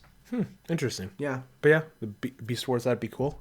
And it's their aim with these new movies is to build multiple storylines, which I don't know what that means. Is it like different continuities, like different times? I don't even care. Just make it good. Yeah, I still haven't seen Bumblebee. I haven't either, but I've heard really good things from people. I know, like Transformers is one of my guilty pleasures, like the live action ones. So okay, make those good in that same style. Yeah, we're gold. Okay. Yeah. Okay. Have you seen what Transformers live action movies have you seen? 1 through 4. Okay, so you haven't seen 5. Nope. And 4 was the one that when I went to see it in theaters, I'm like, I'm never, ever watching one of these again. I saw 5 in theaters. Oof. That was an experience. Oof. I still can't believe they like made Say it. No one cares. I know. No. I'm trying to like remember. Unicron is planet Earth. Yeah, Earth is Unicron. Because that makes sense. Earth's a planet-eating planet. What? Okay. Yeah. They announced a Kingdom Hearts mobile game. Where they did a contest for Guess the Title, and everyone was like, you expect us to guess a Kingdom Hearts title? You expect us to guess something like 358 Days Over 2? Or Recoded? Or Birth by Sleep? Or Birth by Sleep 0.2 Final Chapter Prologue? Not a Realm Reborn. A Fragmentary Passage? That's the title. They said, okay, it is 2 words, 8 letters. Okay. And people were like, okay, that sounds a bit more doable. And people were like thinking about like, is it going to be like, because the name of the villain, which is based on, it's about the villain as a child. They're like, his name is Xehanort. That's 8 letters. It's going to be like rearranged with something. So people were like, is it another X? Is it No Heart X? That'd be is cool. It like No Heart X sounds cool. Because that's, you rearrange his name, you get No Heart X, you get another X. It's like, oh, like it's going to be one of those. It's called Dark Road. That's so bad. Like, that's so lame. All of these titles Dark that are Road? the most. You got Unchained Key, right? With Key being the Greek letter X, pronounced Key, which is spelled CHI, right? Like, you got all those names, and this one's called Dark Road, and we're like, come on. But that was announced, and they said that there's 2 more game projects incoming. One of them, I think, is just a new version of the Unchained Key mobile game. It's just Kingdom Hearts 4. But it's just gonna. I think the next been in one, secret development. But not Kingdom Hearts 4.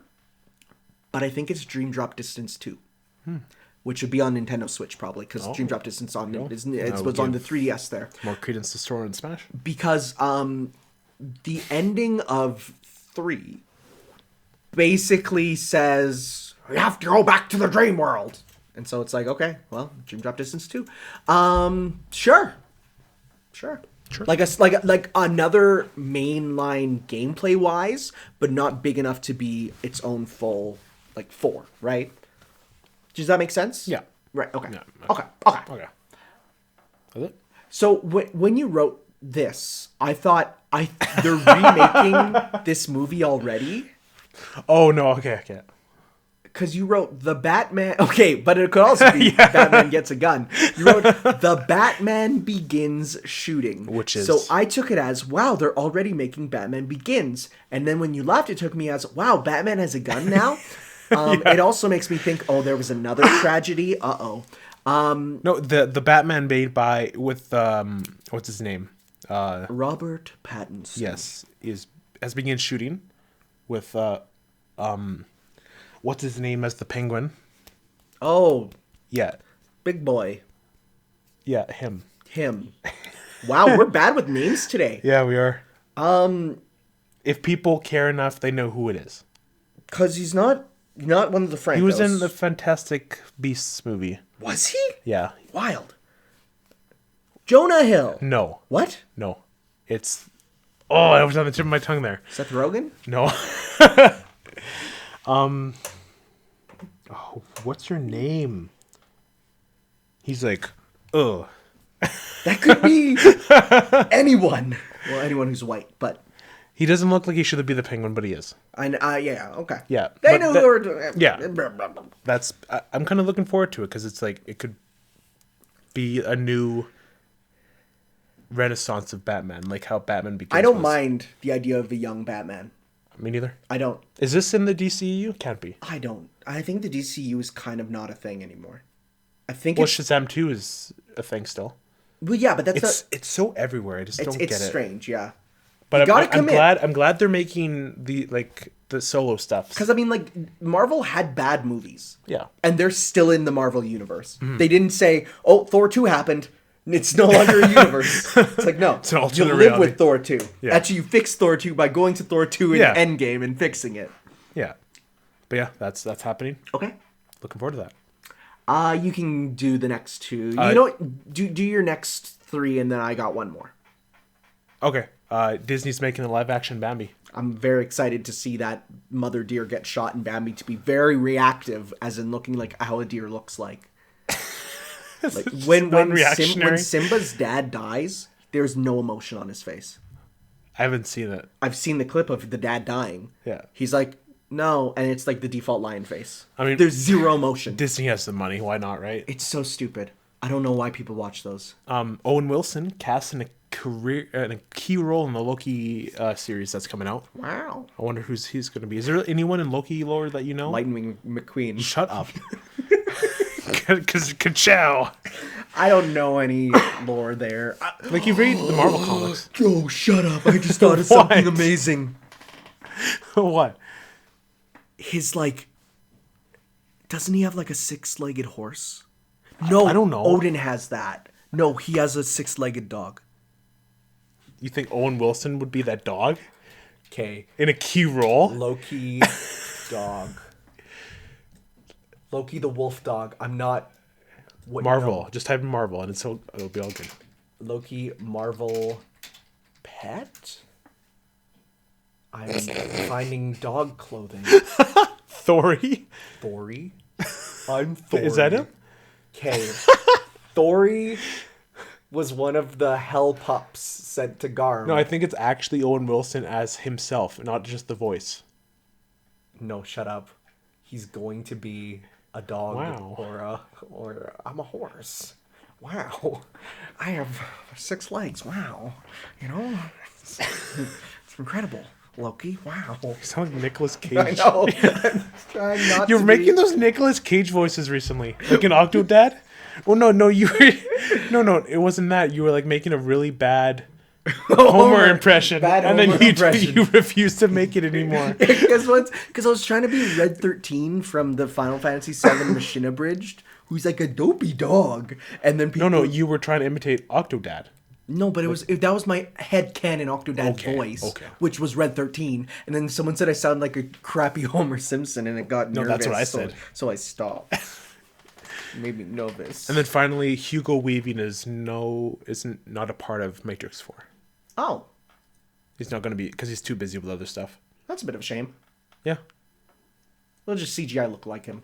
Yeah, he'll be fine. Yeah, it's fine. Throw a couple million, whatever. All right. And my last story. Wait. Funimation dropped their interspecies reviewer series because they actually looked at the content and went, "Oh no, this is just porn." Is this the trashiest one? Yes. Okay. So they uploaded with subtitles up to episode 3. Yeah. And they uploaded with a dub episode 1. Episode 3 has a character who, because it's all about, again, making love with different species. There's a species called a halfling, which is like a what are they called? Lord of the Rings. Centaurs? No. Hobbits? Hobbit. Kind of like a hobbit, but like not a gross hobbit, but just like a short person, right? Okay. To which the characters basically go, "Wow, it's just like having sex with a child." Which, No! Yep. They didn't say that. They absolutely did. And they're like, no. "Don't worry, I'm legal, but boy, does that get the good money from the pedophiles." And at that point, Funimation's like... at that point, Funimation... Yeet! I'd fam him head out. probably grabbed it thinking like, oh, it's going to be kind of a quirky, sort of, a little bit sexy, but just funny. Not realizing that, yeah, it's just porn and just the most degenerate thing ever. They removed it. You can't even watch the episodes you already watched. They're gone from your history. You can't search it up. And when people contacted support, they're like, yeah, we had to get rid of it due to the content not aligning with our values. And to which everyone went... Yeah, you just bought that without looking at the content, didn't you? They were dubbing it. So there were people saying those lines out loud. And they finished one episode before they went, no, we can't do this. Wait, so is it watchable other places? Not legally. Oh, Jesus. It is now only available through fan subs because no one wants to write those words unless you're a disgusting anime fan. And there are those people out Oh, yeah, for sure. I mean, wow, like I watched 3 episodes because I was in shock over how crazy it was. But when it got never know what when happens. it got to that part, I actually turned it off and I'm like, that's enough. This is maybe a bit too far. Wild. Anyways, we're gonna take a break. We're gonna go grab a little refill our drinks. We'll give you some music to listen to. I want the Three Houses remix. I was thinking of doing that one, so perfect. Yeah. Pop that bad boy in there. So you'll get that there. That was sure motion you just made. A record player going down. Oh, Yeah. I'm gonna be real. I'm gonna tell you exactly what I thought it was. It looked like you were opening up a cadaver and dropping something into a dead body. I don't know why my mind went there, What? but my mind went there. You know, like a cadaver bag, how it has the zipper. Have you seen a cadaver bag? No. Have you seen a dead person? No. Okay.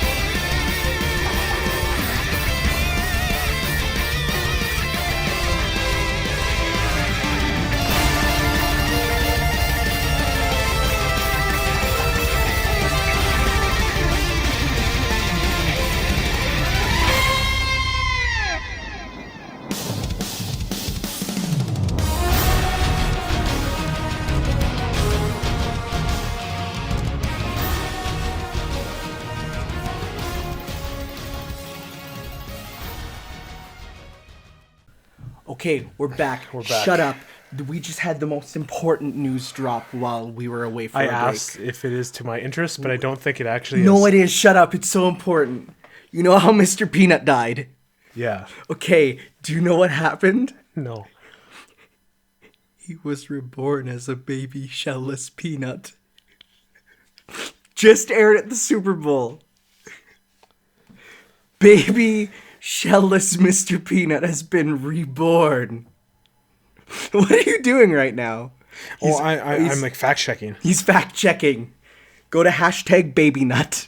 That is the official hashtag. He is looking intently. Baby nut? Baby nut. Yeah, there it is. Oh wait, it was on top 20. Oh my god. Read it. Read what it says. Baby Yoda sees baby nut running. It's mostly people comparing Baby Yoda to Baby Peanut. But listen up. Mr. Peanut's back. And he's a baby. That's like genius marketing. So, the Super Bowl, we never used to get the ads for them. Because in Canada, they legally cannot air ads that are not bought for their own airwaves. Hence, we wouldn't get them.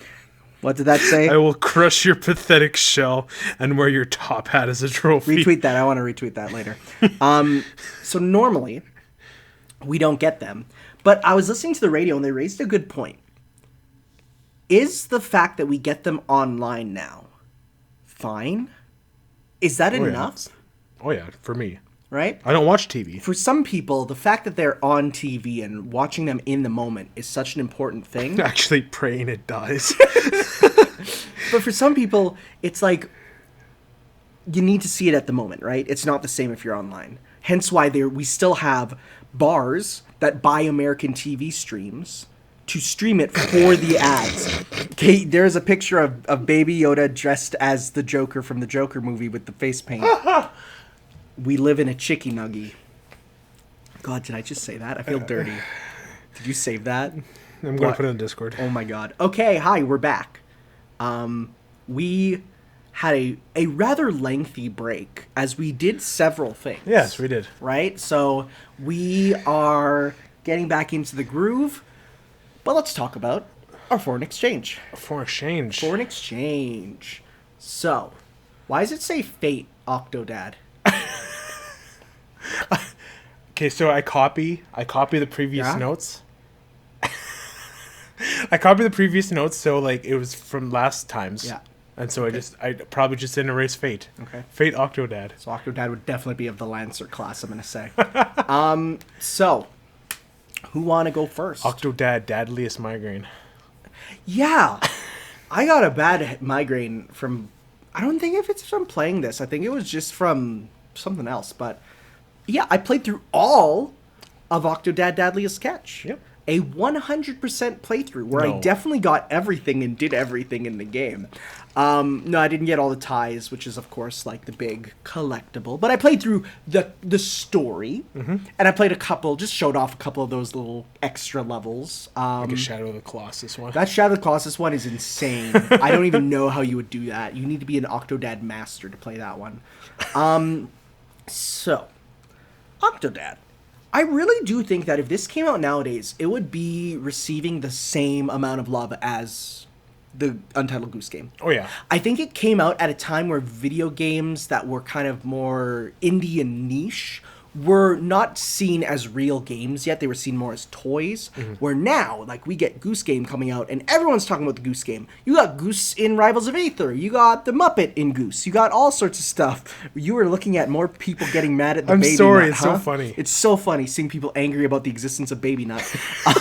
Retweeted it. Good. Sorry. It was not my first time playing Octodad, as I played the original Octodad. We played the sequel. Free one, but this is my first time playing the sequel. Bigger, better, dadlier. It is bigger, it is better, and there's definitely more dad activities to do. I forgot how short it was. It's a and very how short contained game. it was. Yeah, very short. It's like Has a... you're in the house and then you go to the aquarium. And No, you go to the house, you go to the store. And then you go to the aquarium. And But that's the it. aquarium's like the chunk, Yeah, the big chunk yeah, of the game. because it's almost Metroidvania-ish in how you can go anywhere and do stuff. It is definitely short. It's shorter than Goose. No, is it shorter than Goose Game? I don't know. I haven't played Goose Game. I think Goose Game is shorter actually, but it's also cheaper from what I'm aware. Because this was even on sale. It's like $15. Oh, really? Yeah. I thought it'd be super cheap. Right? Because how old is it? A couple years old. That's why I was surprised. I did buy it on sale. I was lucky enough to get it on sale, but it's like decent price for what it is still. 2014. 2014. It's like 6 years. 6 ago. years old. Wow. Wowie. I will say, fumbling with the controls is fun, but I do wish there was a bit more escalation. I would have liked one more level that was truly difficult. You're smiling at more baby nut things, huh? No. Okay. I do want there to be one more level beyond, because it never got super hard, right? It never got really Oh, there was also the boat. But that was a kind of a flashback. Yeah. Like, it's not really. I would have liked one more hard challenge. Not the Shadow of the Colossus level hard. That one was, I don't even know how to approach that one. The final boss part was kind of difficult for you, wasn't it? It wasn't. Well, it's not difficult when you can endlessly retry over and over, right? It was just the climbing the rafters. That was the only part that I had trouble with. The rest of it was fine. Yeah, I think I would have liked to maybe see, again, one more thing, or even like a DLC to like add one more extra chapter. I guess there's the shorts there, but there's only 2 of them. There's the dinner date, and there was another one. That was I thought those were like player created. No, those 2 were officially made okay. with like voice acting and stuff that were added in officially. I think those were meant to show off what you can do with it, and also give more assets for because you can't import assets. It's all like there's player created stuff, but it's only stuff that exists in it already, right? You can't hat and time it and just put in a Mario Sunshine level, which would be so cool, but they didn't do that. No, it was good. It was something that, again, a toy box style game, which is nice to go to, fun to stream, obviously, right? Because you can do funny voices, you can have your green screen glitch out. Hey, by the way, I got a ring light, so that'll make it so my green screen works good. You were like shedding. I was, and it's like if I went into like the grass, the extra green on the screen would reflect on me, which made me, so that'll be fixed for next time. No, it was good. Oh, and that theme song, who's that man in the 3-piece suit? It's Octodad. Octodad. Nobody suspects a thing. All right. Nothing else to say? Not much, really, because it's like, it's a short little fun adventure. Right. Fumbling with the controls is always a good time, and, it's nice to play something short. Do the whole thing, right? Yeah. There's something that, it wasn't really like, what do you, like, I wasn't looking for, like, critique or anything. Deep social analysis of what Octodad means for society. Like, usually when I give you something, I'm, like, interested in what you think and, like, is Octodad a metaphor for racism? Because, boy, that chef has an accent on him that made me worried. Someone was like, do you do your imitation of the chef? That's and I'm like, I said that. No, I'm not doing that. That is very clearly a white. That was very clearly a white guy pretending to be Japanese. All right.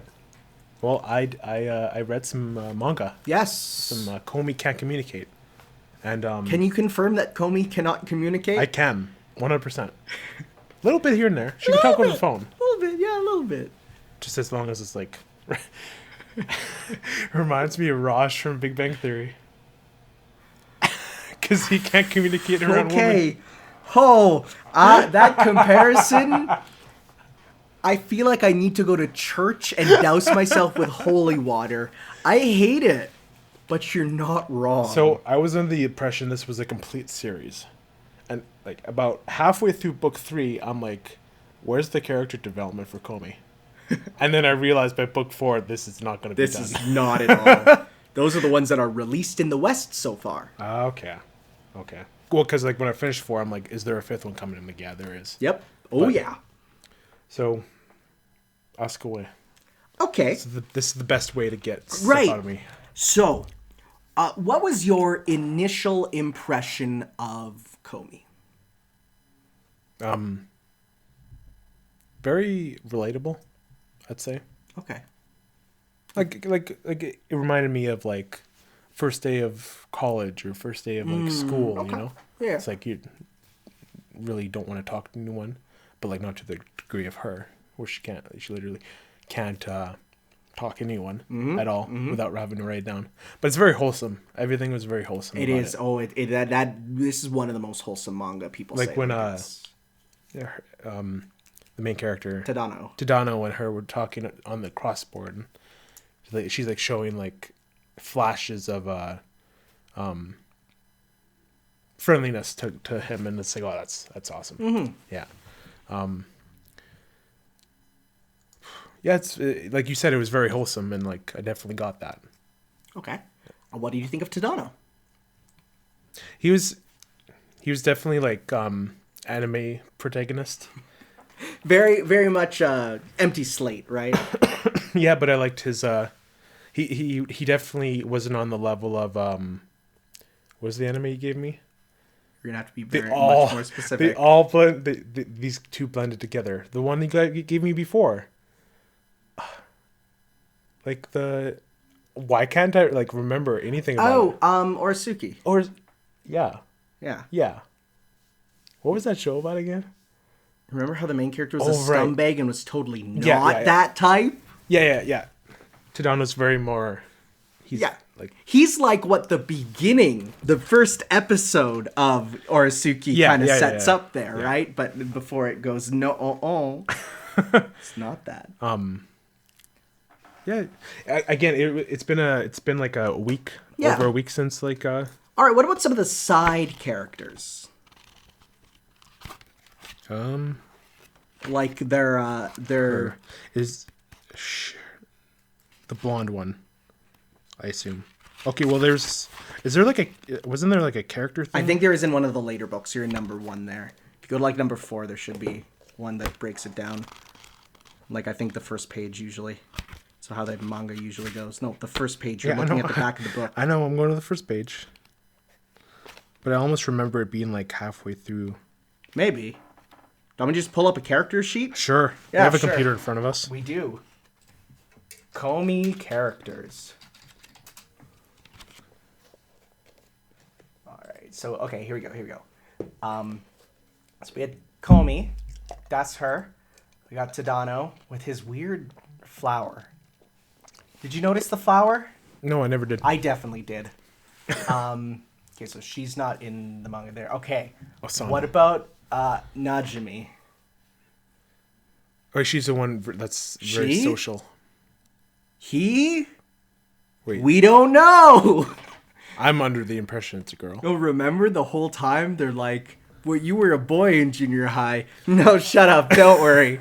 But you're a girl now. No, shut up. Don't worry. I completely forgot about that. Ambiguous gender. Nobody knows Najimu's real gender. They act like a girl now, but they were a guy in middle school. Whereas a boy's tie, girl's skirt. They used they. And when they were writing on their forms, they wrote, Najime wrote Najimi as their gender. But yeah, a character that's a social butterfly, right? You know, you got the one that is quite the opposite. Or she like hated Komi for at first, because why did she hate her again? Or because she wasn't being a friend, right? Oh yeah, she wasn't like okay. Right, that's her. Yeah. Okay, wait. Go back up. What color did you think Najimi's hair was? Blonde. Right? It's gray. Right? No. It is. If you look on one of the covers, it's there and it's gray. I think in 4. Right there. Huh. It's gray, right? It's like purpley gray. It's like not what I would have thought. Right there, look. Interesting. Like a purpley gray. Pictured. I thought it was blonde too, right? Yeah. All right, let's see other characters that we met. We haven't met him. There's, of course, more characters as the manga goes on. We don't meet all of them. Okay. So, Agari here. One who, like, becomes, like, Komi's... Dog? She literally likes... It's a bit weird, huh? Bit strange, for sure. Big eater. And remember when they all went to the park and The boys gave her a thumbs up because she... Oh, yeah. Yeah. I like her. Yeah, she's cool. Then there's Yamai. Okay, I think she's my favorite. Oh, she's freaking insane. Yeah. She's the one that, kidnaps Tadano. Yeah.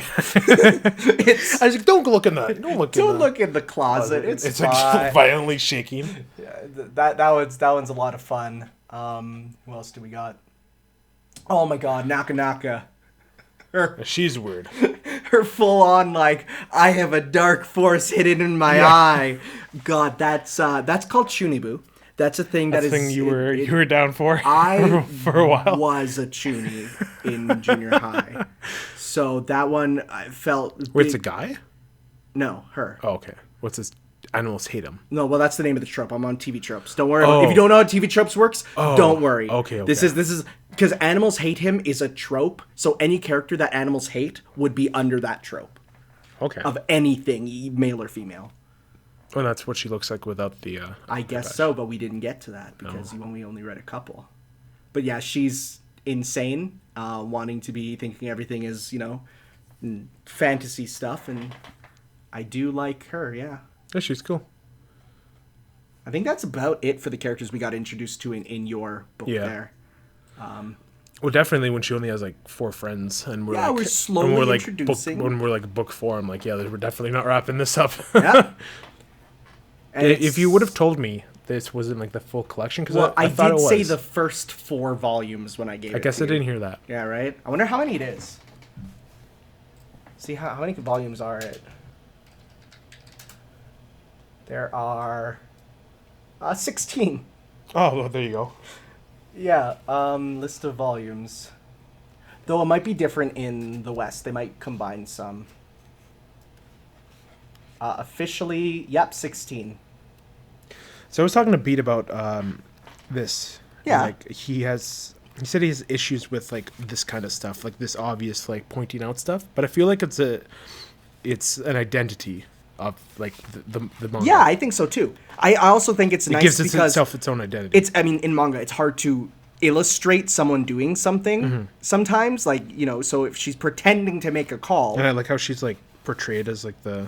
Oh yeah, eyes. Her eyes and body shape literally change depending on. And she gets cat ears sometimes. Yeah, she gets cat ears because she's adorable. She really is. And like everyone's obsessed with her. And like the relatable part too is like how she sees people, like all the whispers and everything. It sounds like they're just like talking smack about her. Yeah, and she's like terrified of that. But in that. actuality, they're all like, "Oh my God, you're the coolest person ever." Yeah, like we want to be you. Yeah. What about Komi's mom?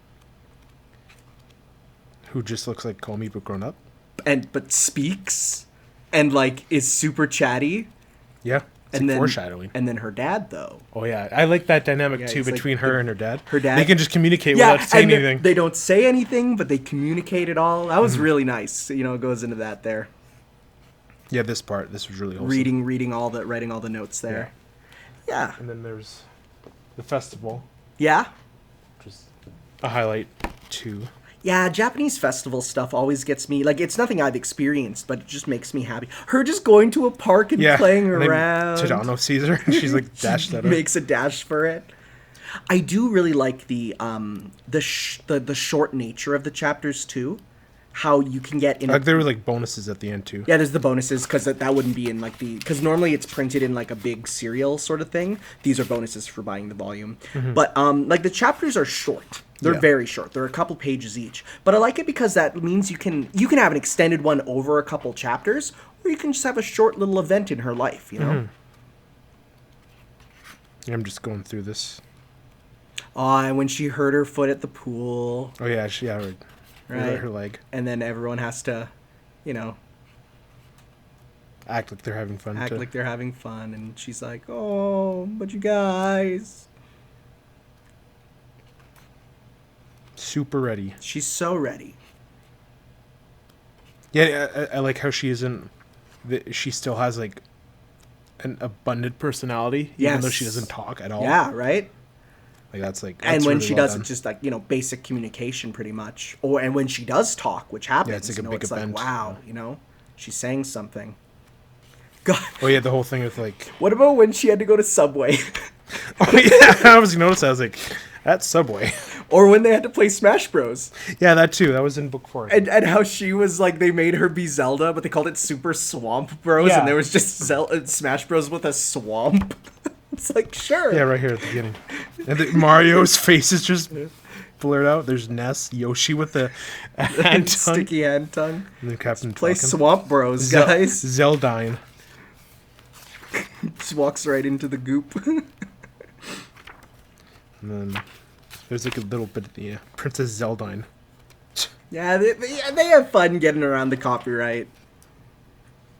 Oh, actually, wait. This one right here. This is infamous. So this is translated with. So this is for those who don't know. I'm speaking about. It's a scene of her cheering on Tadano at the sports festival, where in the official version it's done. You can do it, Tadano! Exclamation mark. Right. When this was fan translated, because of course manga goes right to left, they translated it as "You can do it, Tadano," which means that when you read it in English, it looks like. Can you it do data? Oh yeah, I guess. Exclamation mark no. I didn't even. So this makes more sense for Read it us. like this. But in the fan translations, they did it the Japanese way, which is backwards, which is an infamous page of what the hell does this mean if you don't know how to read manga. I'm very happy they made that change for the official one because it made no sense if you didn't know to read it the other way. I mean, it's her just doing the individual letters, you know? This girl at the very end. Oh, the sports girl? Yeah. Yeah, she rocks. There's like a kind of like a competition between the two. Yeah. And like how who's the one who's like super competitive and Komi always wins. Oh yeah, whatever. Komi wins about everything. I think that was the one I like. Yeah, and then the only one that like she didn't win is the I think the weight or something. Yeah, it was really good. I enjoyed it. Yeah. I'm definitely going to get more of the books cuz they make me happy. So if I get more, I'll lend you some. All right. Okay. Would you say it's in the top half of the anime/manga stuff I gave to you? Well, what's all that?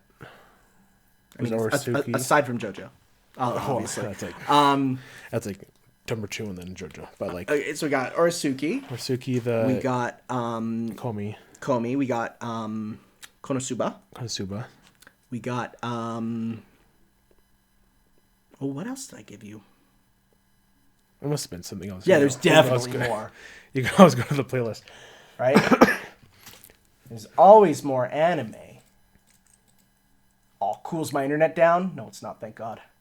My internet's been acting up. It's not fun. Where's podcast? Control. I imagine you guys have like really... I'd imagine you guys would have had really good internet. Well, we got a new router. Because our router was having issues, but I think we got a new router, and it's a router that made it worse. What's that? It's Konosuba. Konosuba. Can't you make it bigger? Kill a Kill. Oh yeah, Kill. Your name. Oh, that's okay. Okay, That's number 2 probably. Hold up. I forgot to talk about something that I did in my week. I went to the theater to watch the new movie by the guy who made Your Name, called Weathering with You. It is in your interest to go see it. Is it? It is. That's all I'm going to say.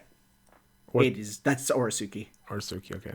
And then, yeah. Okay. So Kill Orisuke... Oh, Evangelion.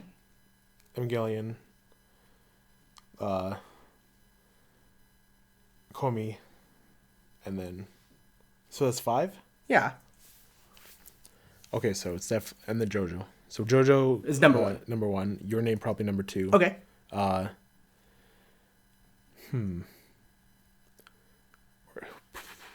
So Evangelion would be number 3. What is this one? We're just looking at a playlist right now. Oh, Gurren Lagann, too. I'm gonna be real, that'd be like bottom. Oh, that's weird. That's weird, but okay, but that's fine. Sorry. But I think... I'm trying to think, because like... Okay, so yeah, JoJo, Your Name, Evangelion, Orisuke. Yeah.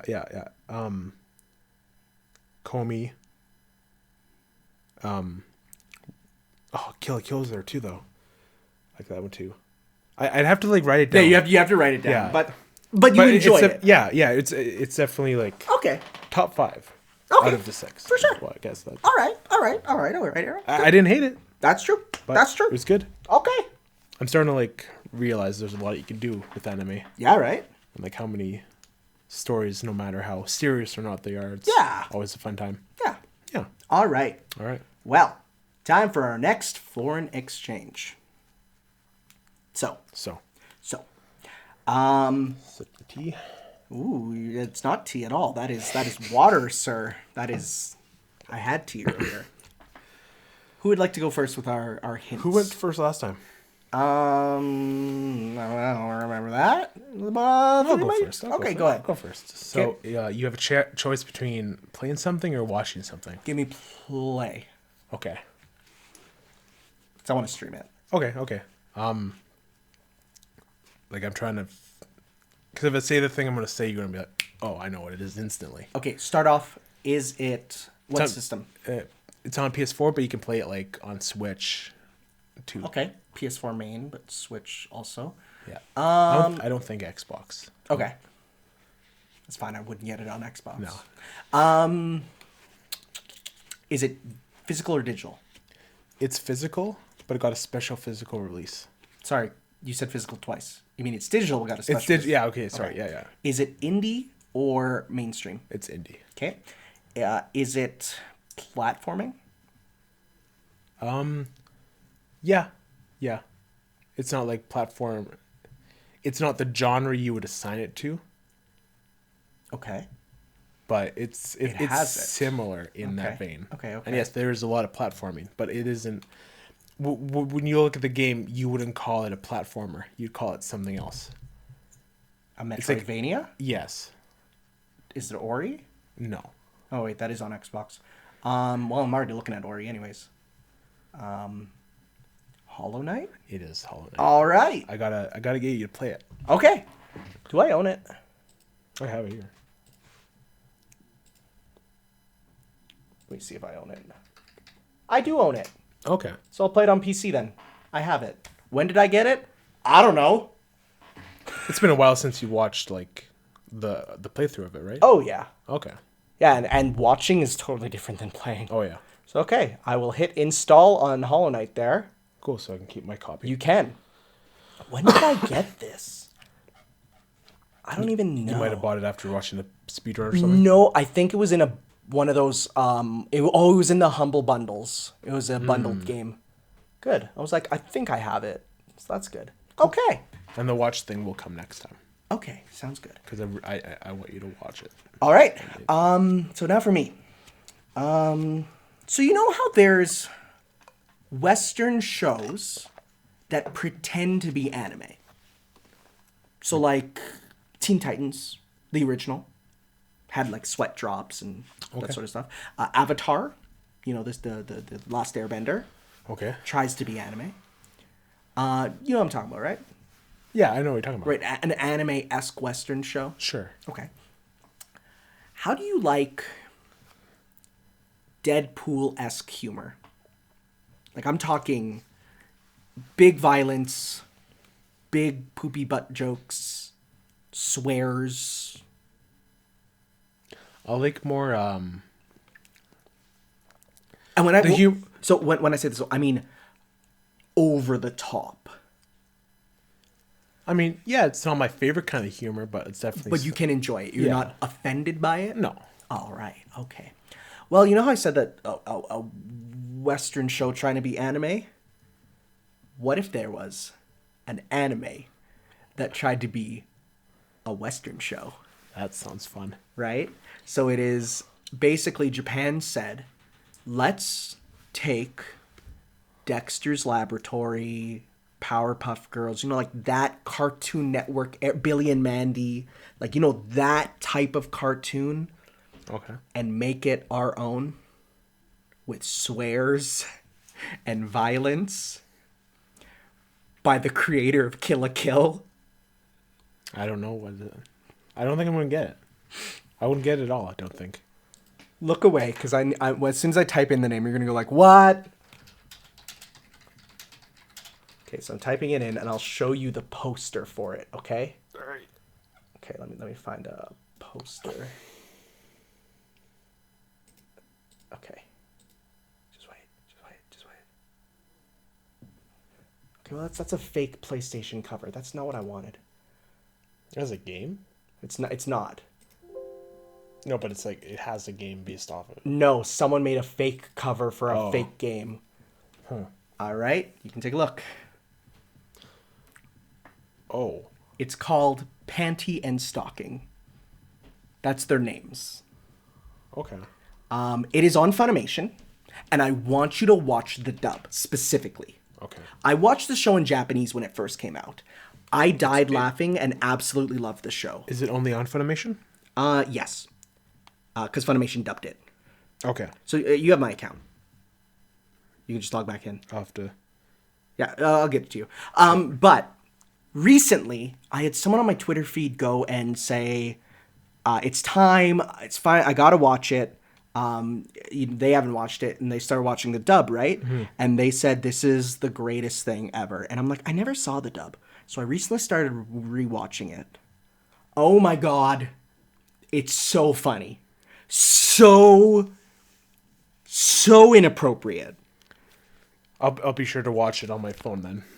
Well, not so much for the visuals, but mostly for the language. Because when it was being made in English, the company behind it basically said, we want you to be as creative as you can because we want to learn new ways to swear in English, said the Japanese creators. Okay. And let me tell you, this is some of the most creative use of language I have ever seen. There are combinations of swears no one has ever created before, and it is amazing. It's also by the studio behind Evangelion. That's weird. I know, right? It's made by the Kill la Kill creator and with the studio by Evangelion. Okay. And it is balls to the walls. It's 12 episodes. It's done and done. That's it. No season 2, no nothing. It is self-contained. All right. So, okay. Okay. Well, next time we'll be looking at Hollow Knight and Panty and Stocking with Garter Belt. Because Garter Belt is the third character. He's a very large black priest. Voiced by Chris Sabat, who is not black at all, but does a real convincing job. I love this show. Also, the soundtrack is amazing. Is it new? It is actually a decade old. Really? Yeah, it is now 10 years old. It came out in 2010. Huh. So I watched it in high school. And it holds up. Having a style like this really helps. All right. Yeah. Cool. Don't let the name put you off. Also, don't let episode 1 put you off, I'd say. Because it's one of those shows where every episode is very unique. Do not expect a through line of the story. Expect episodes that are just, okay, we're doing this now. All right. It's so good. But is there like a through storyline? There is a bit of one, but it mostly doesn't take itself seriously. Okay. It's pretty unserious. All right. Okay, I don't think we have time for Border Battle, because I do have to do stuff for work. Okay. And it's getting a bit late here, so we will cut the Border Battle till next time. Sorry for 2 times in a row, but it's just a case of life finds a way. So, and this is how we're finding a way. So let's move on to the questions. I think because we got spoiler talk too, right? That was a little bit. A little bit there. A little bit. So let's start off with our question. First one from Mauricio. Sup guys, Mauricio here.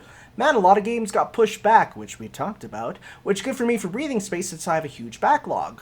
Can I be real here? The PS5 being backwards compatible with PS4 is so good because there's so many PS4 games I still have to play. Like, that's a big thing for me. Yeah. Right? Now on to the questions. While playing the KH3 limit cut bosses, this came to me. What boss in any game would you want to rework into a super hard boss to play against? Well, I know one for you. Arden. Right? Yeah. Take that Arden fight and crank it up. Or even like Leviathan. Right? Turn Leviathan into a true struggle. I want my final bosses to be like true a true challenge, right? Yeah. Everything you've learned over the game into one. Yeah, well, this doesn't have to be a true final boss. It's just like I took this as because the limit bosses are super bosses, right? They're the secret super bosses. Who would you like to be a secret super boss? But yeah, like Arden, I think, because like the super boss of or super bosses of Final Fantasy 15 are laughable. The Adamantoise is nothing, and the one level like 150 laser enemy that you fight is nothing. Like I beat that whole game. And I'm like, I was not really challenged, you know? So I would like a real super boss for that. It's my favorite final boss of all time, but the Ganondorf fight at the end of Twilight Princess. I think in general, Zelda never has super bosses. No. Like, Zelda should have some real tough super bosses that give you real cool rewards. Like a boss tougher than the final boss that gives you a dope reward there, right? Well, there's the in Breath of the Wild. The monk. Yeah, but that's DLC. That's a bit different, right? But I guess that fits kind of the role Yeah. there, right? Yeah. But yeah, I always enjoy a true goal to work towards. Like the final boss is there, but when you have like the boss behind the final boss who is a secret, right? Like I love that. Super boss. What boss would you want to be? Well, there's like the super boss in Splatoon 2 Octo DLC. Yeah, It's like that's a good one. It's like, whew. I mean, I saw someone beat that in 20 seconds, but that was a speedrunner. That was wild. Bayonetta bosses for you? See, but here's the thing. Bayonetta has super bosses, but getting to them is the harder than the bosses themselves. Oh. Because you have to beat like the witch trials and stuff, and those Right. those are tough. Your Amiibo collection is so like convenient. I know, we can just look at it and see everything ever. Get like a Yoshi boss that's like, Yo, can you imagine or even like Kirby, like a truly well no wait Kirby literally has that with the true arena and stuff. yeah. Kirby extra bosses go nuts ham. Are there like Pokemon super bosses? Kind of. Actually, Sun and Moon kind of had that because you could fight the totem Pokemon there, which got like stat buffs. But I would like a Pokemon game where you can fight like level 200 enemies, where it's like beyond what you can be, right? Mm-hmm. Sword and Shield does some. Actually, Sword and Shield, it's story wise there, and I'm not going to tell you what because you're still playing it, but it has something close, which is kind of cool. Okay. So. Animal Crossing bosses? Okay, for real. If anyone says Tom Nook is a villain, they don't know what they're talking about. Did you know that in Happy Home Designer, if you talk to him, do you know what he says? He says he donates 90% of his profits to charity. You know what else he says? He says he doesn't mind people thinking he's evil because it gives the common people something to fight against, and that makes him happy because people have something to come together with. And I'm like, that man is the nicest man in anything ever. He gives you a 0 interest loan, on the house. Like, oh my God, this dude. What a wonderful man. But you know who is... No. You know who is the super boss of Animal Crossing? Lyle. Oh, yeah. I hate Lyle. If you had 3,000 bells in Wild World and you talk to him and he stays outside your house, if you talk to him and you have more than 3,000 bells, he will make you buy his insurance for 3,000 bells. You literally cannot escape his conversation. At that point, turn off the game if you don't want to lose those 3,000 bells. I hate Lyle. Lyle is worse than Rossetti and Tom Nook combined. I don't know yet, and I don't want to know yet. Okay. Actually, no, I'm not even going to bring it up since I don't want people DM me spoilers. Just People in case. do that? No, but like in the very off chance, and this is something I don't want spoiled. I'm not even going to talk about the name because then people know what I'm talking about. Anyways, I'm just looking at your game collection. Yeah. You must have good vision. It is a blur to me. Can you see them? Yeah. Wow. Some of them. Wow. Like it's just like the colors. Oh, right? okay. You can't read the words. I can, like from here I can read gun. Well, of course you can read gun. It's a yellow cover that just says gun on it. I've never played Gun, but I bought it at a garage sale just to say I own Gun for the PS2. Is that a Scooby-Doo game? I do have a Scooby-Doo N64 game. That game is a Resident Evil clone, and it's terrifying. It scared me as a kid. You Actually, have any more? one sec. I'm going to tell you something. I think one of the reasons why I really don't like Scooby-Doo is because that N64 game terrified me. I am putting on. I am putting 2 and 2 together in my head right now. That game scared me shitless. Like, the first level takes place in a museum, and you're chased by a mummy. Yeah. But they have a special robotics exhibit for the dinosaurs. So you're in there as Shaggy, and all these dinosaurs are moving. And the way they're moving is so creepy because they're giant skeletons that are shaking their tails and like they're roaring, and it's scary. And the game's dark, and it's Resident Evil locked camera angles. So you walk in there and all you see is something wagging in front of you, and you go closer and it's like a T-Rex, and you're like, ah! That game sucks. And you get chased. You know, like in Scooby-Doo where they get chased by the monster and you're like, haha, look at Shaggy run. It's so funny. When you're doing the one running and all you hear is the sound of the mummy chasing you, and you need to figure out, you need to equip the Egyptian headdress on a specific wall. Sorry, I'm bringing up dark memories right now. And if you don't know that... Completely unrelated to the question. If you don't know that, you have to endlessly run from this mummy. You need to solve puzzles on the run. It's so scary. What about Monster Hunter Super Bosses? Those things are crazy, dude. Those things are nuts. Monster Hunter bonus boss stuff, those things are insane. Hope you like getting killed in one hit, bud. All right. Okay. We have another question, so let's go move on to that 2 one. more. Well, one more question from him. Oh, yeah. What's a series that you would like to see what happens after the credits roll? An epilogue, if you will.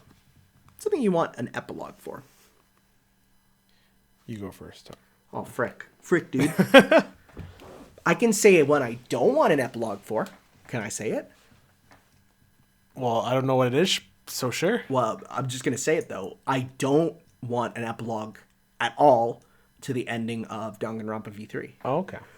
The way it ends, sometimes I'm happy when something ends in an open-ended way. You know, when you finish something and you're like, I don't want more answers. I'm happy with the lack of information because then I can choose whatever I want in my head. So I like that about it. That is the opposite of the question, though, so let me think about a proper answer to it. I want to see what happens after Part 5 ends.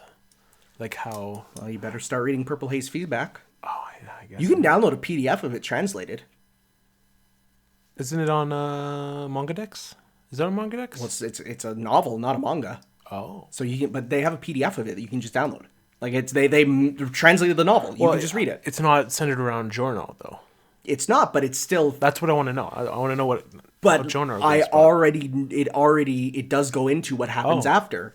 Okay, well, I got to read that then. Yeah, you do, because I know what happens, and there's some cool stuff. All right. He doesn't go to Florida though. No. That would make sense, but he doesn't. Any anime you want an epilogue of?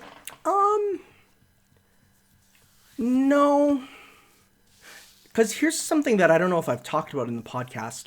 I don't usually finish anime. I usually get to 1 or 2 episodes before the end, and then I stop. Do you not feel the need to finish? It's usually more that I don't want it to finish. So in my heart, if I don't finish it, it can go on forever. Let's see what happens at after the end of Just Dance 4. What? What are you talking about? Just Dance 4. What about it? The epilogue. Of Just Dance 4? Yeah. Well, the panda and Lady Gaga run off into the sunset. Right. Yeah. I feel like there's more stuff in like a BioShock at the end of a game. Yeah, those are pretty open with the endings there. Especially Infinite. Yeah. Well, unless you play the DLC, in which case the ending is a lot more definitive. God, I don't remember. Oh, I do. I remember that. I remember final- the original ending. I remember the ending of the like the Go Back to Rapture DLC. Yeah. Boy, that's a trip and a half. I need to ask Gene about that. What happens at the end of that DLC there? Yeah, there's some implications for the rest of the series. Why don't I remember it? Why didn't it stick? Infinite lighthouses. Well, no, I knew that about. Yeah. Yeah, but they go more into Well, do you that. know what happens at the end of Infinite? Yeah, of course I do. It's a striking image. Yeah. That's why it's so stuck in your head. Yeah, E3. Are we the can E3 we version talk about it? I think we can. It's an old game. Just all of existence goes away. Yeah, and you're killed by multiple versions of your daughter, who's your girlfriend, kind of. Not really. She kills you. The E3 one is there. When it goes to black, it's just an assumption that the universe ended. Is that what the assumption is? The universe ended? That one, I think. That one is, yeah, because Yeah. you time paradoxed out of there. Yeah. Yeah. Yeah, that's what cuts to black. Yeah. Yeah. That universe, not all universes. Because there's an infinite number of universes, but always a lighthouse. It's always a lighthouse. You're probably very surprised I know this. Kind of. I'm like surprised you can keep up with it. The conversation there. I'm a little box of surprises. I don't know. I think I'm pretty happy with most things for what they What's are. one thing? I like a gun to Saber's head. You had to say one. How dare you? Well, my mind immediately jumped to Final Fantasy VII. But you already got stuff. But that's the thing. It has that in the form of the novel and then the movie. I think maybe I wanted a different type of way of going about it, though. Can you get all the what are the PlayStation version of the amiibo? Totaku? Get a Totaku and set them up, and then we'll be able to look at the PlayStation side of everything. You know? No. No. Plus, it's not just PlayStation. They have Microsoft ones too. Where? Oh yeah. Yeah. Well, that's what I mean. Get them all. Okay. Why don't I look up just Totaku? Totaku. See if they have a whole list of them. Who's that? Who the heck is That's that? Jill Valentine. That's not Jill Valentine. Yes, it is. That's not Jill Valentine. Okay. Well, they have a lot. Yo, now. Beautiful Joe. Shoot. Yeah, that's Shoot. Joanna Dark from Perfect Dark. Oh well, you can't blame me. The blue and the white. Come on. That looks nothing Come. like her. Hey, come on. Okay, figurine collection. Let's go. Not really anything. Not really anything. I need to know what happens at the end of. Oh, did you see what? Okay, did you see what the variant hunter is? Do you know what the variant is of this? It's just facing the It's other facing way. backwards, so that in the box it looks Yeah. like the cover art. That's amazing. Well, we already know what's gonna happen. We don't know, but we're going to see what happens after Dad of War. Wow, there's a lot of stuff now. Why is this one coming soon, and there's more? That's strange. Yeah, there's a ton. There's Yu-Gi-Oh. Actually, I kind of want the Blue Eyes one. Sonic ones. Oh, Master Chief has one. Yeah, there's a ton. What's the variant of Marcus Phoenix? Oh, his gun is bloody. It's Banjo. That's kind of what the amiibo's gonna look like, huh? No. Not really. Well- Doesn't have the instruments. Oh, you're right. Oh, Gold Crash. That looks horrible. We're looking at the Totaku, by the way. Battlefield. That's weird. Spyro Trilogy. You Any get 3 Mega of Man them. games that you want something after the plot ends? Not really. Mega Man games aren't known for their plot. God, there's a Beautiful Joe one. Yeah, we already looked at that one. Well, I'm in shock because there hasn't been a Beautiful Joe thing in years. Wow, there's a lot. That's weird. No, I'm of the type where Because like any big stuff nowadays usually has something. Yeah. And I can appreciate something also standing on its own. Oh yeah, for sure. Right? I don't know. I'm gonna say no. There's not much for me for that. My answer is My my Shorno stuff. but- My only real thing I'd kind of say is Devil May Cry 5. There's a little bit of an epilogue, You're probably gonna see something. but I wanted a bit more. You're probably gonna get it. I think so. Yeah. They got a big team for it. Okay. Okay. That's about it. Thanks and take care, guys. Thank you. Oh, we got one coming in from Kirby Mania. Hey, Tanner and Adrian, it's Kirby. The Kirby? The Kirby. Kirby from Nintendo? Wow. It must be very hard to type with your ball hands. I have like 50,000 figures of you. I do have a lot of Kirbys. I hope you two are having a good day. We are. Recently, I've been playing a lot of Monster Hunter World, and I've been rocking the Dante layered armor with a Dragoon Lance, and my Palico dress as a Moogle. That, and seeing a picture of Geralt petting Mega Man, that picture's amazing. Have you seen it? Yeah, I have. It's awesome. Reminded me of how crazy the crossover events in Monster Hunter are. I was wondering, what are your guys' favorite crossover stuff from video games or other forms of media not specifically created to be crossovers? By this, I mean excluding stuff like Smash Bros. And Marvel vs. Capcom. In addition, what are some of the weirdest crossover events you've seen? Crossovers. Not specifically made. The game wasn't made to cross over. Okay, yeah. So, like, my mind would have gone to, like, one of the, like, Project Cross Zones, but that one is made to crossover. Just because that game has the weirdest set of crossover characters ever. Like, Bruce Willis is there. And so is the cast of Yakuza. So is characters from Xenoblade Chronicles. And, like, it's a weird roster. But that's a crossover game, right? I feel like there's a lot of fighting games that are like that. Fighting games have a lot of just weird There's Mortal one-offs Kombat, there. there's Soul Calibur. Soul Calibur getting the Star Wars characters is up there, I think. Because that one's Zelda? wild. No, but like Zelda fits, right? Link fits in with Soul Calibur. Well, what about like Geralt and 2B? Geralt fits a lot. 2B is a bit weird. Hamaru is like basically already in the game. But the Star Wars ones I always come back to as why? And especially because it was a reciprocal thing.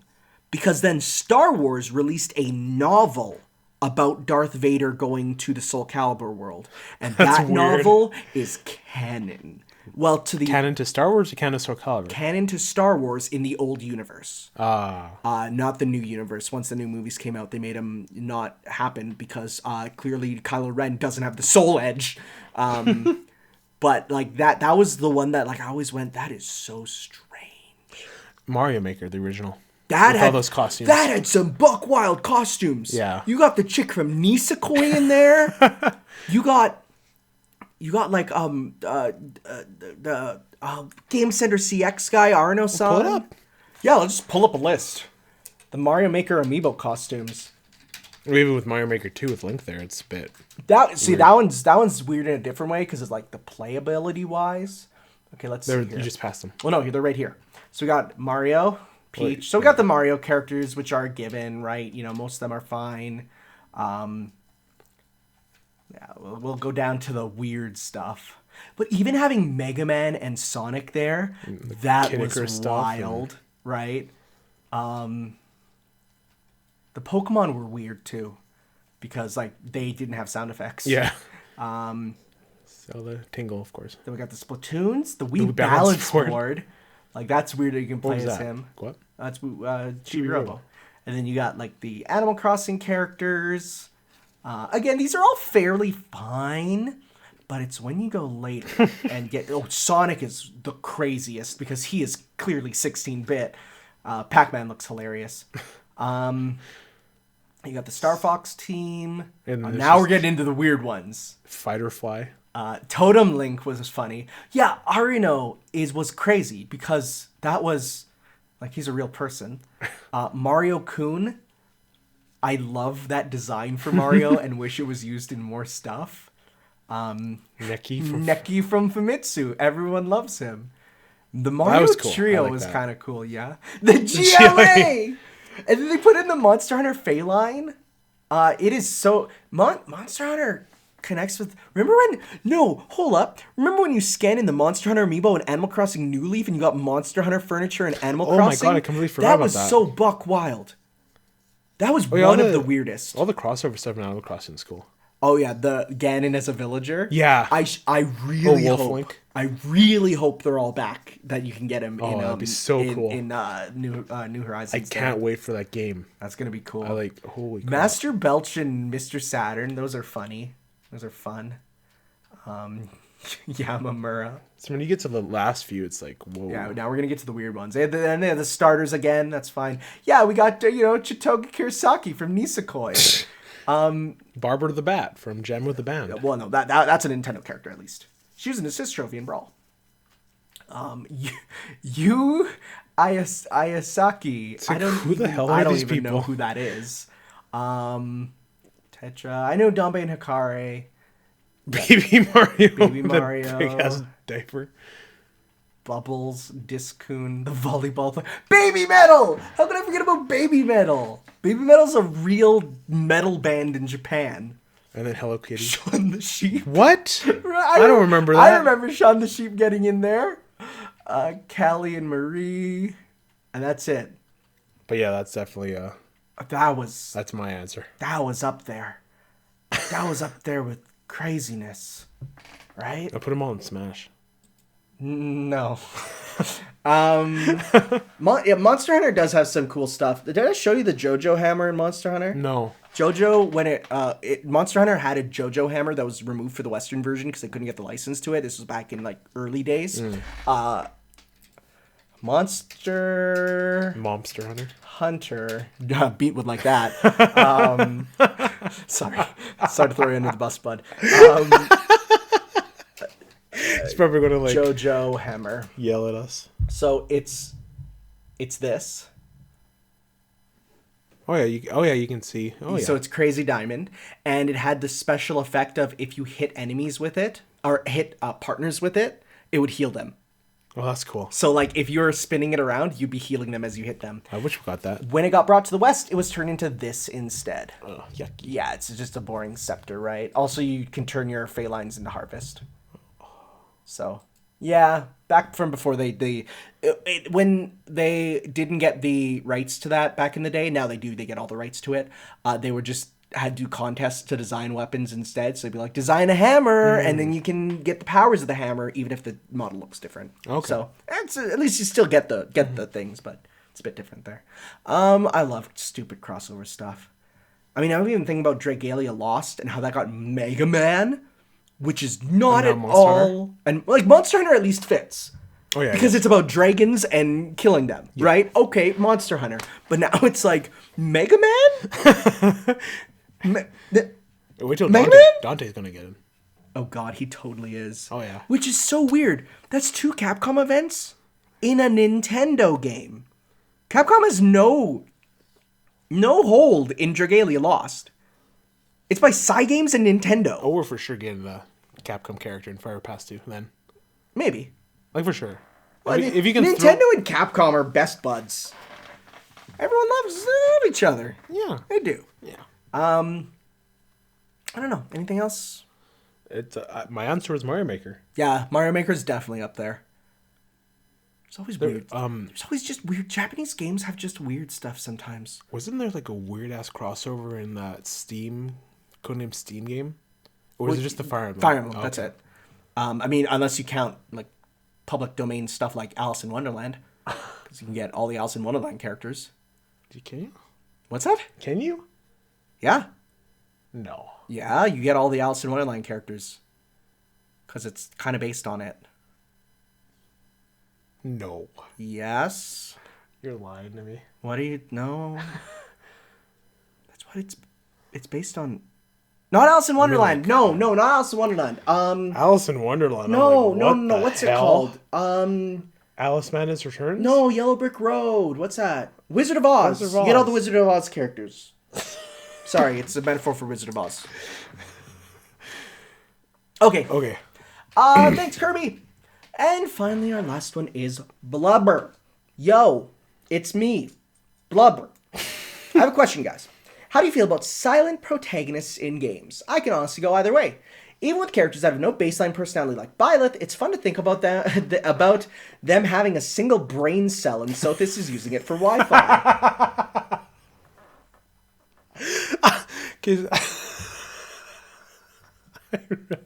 I read like the first part and then I didn't read the second part, but I read Wi-Fi. And I'm like, okay, I'm gonna save it for the podcast, and it was so worth it. So, I like silent protagonists quite a bit. I do. Again, with Blubber, it can go either way. I think like I'd rather have a silent protagonist than an annoying protagonist. You know? Like a silent protagonist that's annoying? No, I'd rather have a silent Oh, okay. protagonist than one who is annoying and speaks. But I mean, like, then that way you get... I feel like you get more immersed in the story if they talk, you know? It's a bit weird seeing, like... like, another case is in, like, Death Stranding. Norman Reedus, Sam, he's kind of like a silent protagonist throughout the entire game until he decides to talk in a cutscene. And then, It's boy, like- does he talk, right? Yeah, it's Well, like not really. he... But that's more of a like, that's not to say that you can't have a quiet protagonist, because yeah, like he's not silent, but he's quiet. Is Cloud quiet? No, Cloud talks a lot. He does? Dude, I've like that game's been out for like a century and I don't know anything about it. Cloud That's talks weird. a lot to a than- point where it's a plot point that he talks a lot and with bravado. That's weird. He literally says, "Let's mosey." I've always thought of him of the quiet, strong type. So that's what he is past Final Fantasy VII. In Advent Children and in more media. But in Final Fantasy VII proper, he's chatty. He's kind of a dork. He thinks he's so cool and everyone's like, "You're kind of lame." And he's like, "Whoa, who cares? I'm Cloud, soldier first class." And everyone's like, "Buddy, just tone it down a bit." I feel like Link is like you keep him silent. You keep him silent. Do you know who I like as a silent protagonist quite a bit? Because I played a bit of the demo. The Dragon Quest protagonist. So like 11 there, right? There is a feeling to him being quiet. What is that it? Is there a difference to you to characters who do this and then they say an entire sentence to someone? Like Byleth and Fire Emblem. That's fine with me. They're like, and then they're like, they That's- say like a paragraph of words. You know what? It's fine. Actually, sometimes Or it's I like like selecting it. dialogue and then they just do emotion. Oh yeah. Oh no. If you're selecting the dialogue, it's fine. But if a character says like, "Hey, what's happening?" and the character just goes hands out, and then they say, "What? This is happening?" I like that because it cuts out on like, I know what's happening. I don't need to hear it again. Let me just pretend I explained it all to them. Right. Okay. For me, I don't need immersion if I can use my imagination for some stuff. So if I can imagine the characters talking. Like, there's a difference, though, because Link actually seems mute. But he does talk sometimes. Sometimes. In early game, a lot of the games he talks and then he's like kind of quiet for the rest. Yeah. Well, but then in, like, Breath of the Wild, he's kind of chatty in his dialogue options. I guess he is, yeah. Right? He is. So it's weird. It's Because weird. Link both feels like a character who is naturally doesn't talk, But he does. but he does. It's a strange case. Versus, like, the protagonists of the Dragon Quest games, if they need to talk, it will be like, again, the hand motions and then characters repeat it, right? So I feel it's like, would you rather have characters voice acting? But I think you already But are we answered talking it. about voice acting or dialogue? Because that's different. Because if a character just doesn't have voice acting, because like Link will yell, Yeah. right? Or like even the Dragon Quest protagonists, they make noises, right? They will grunt. They have a voice. Versus, Like who's a character who doesn't talk at all, and characters in that world are...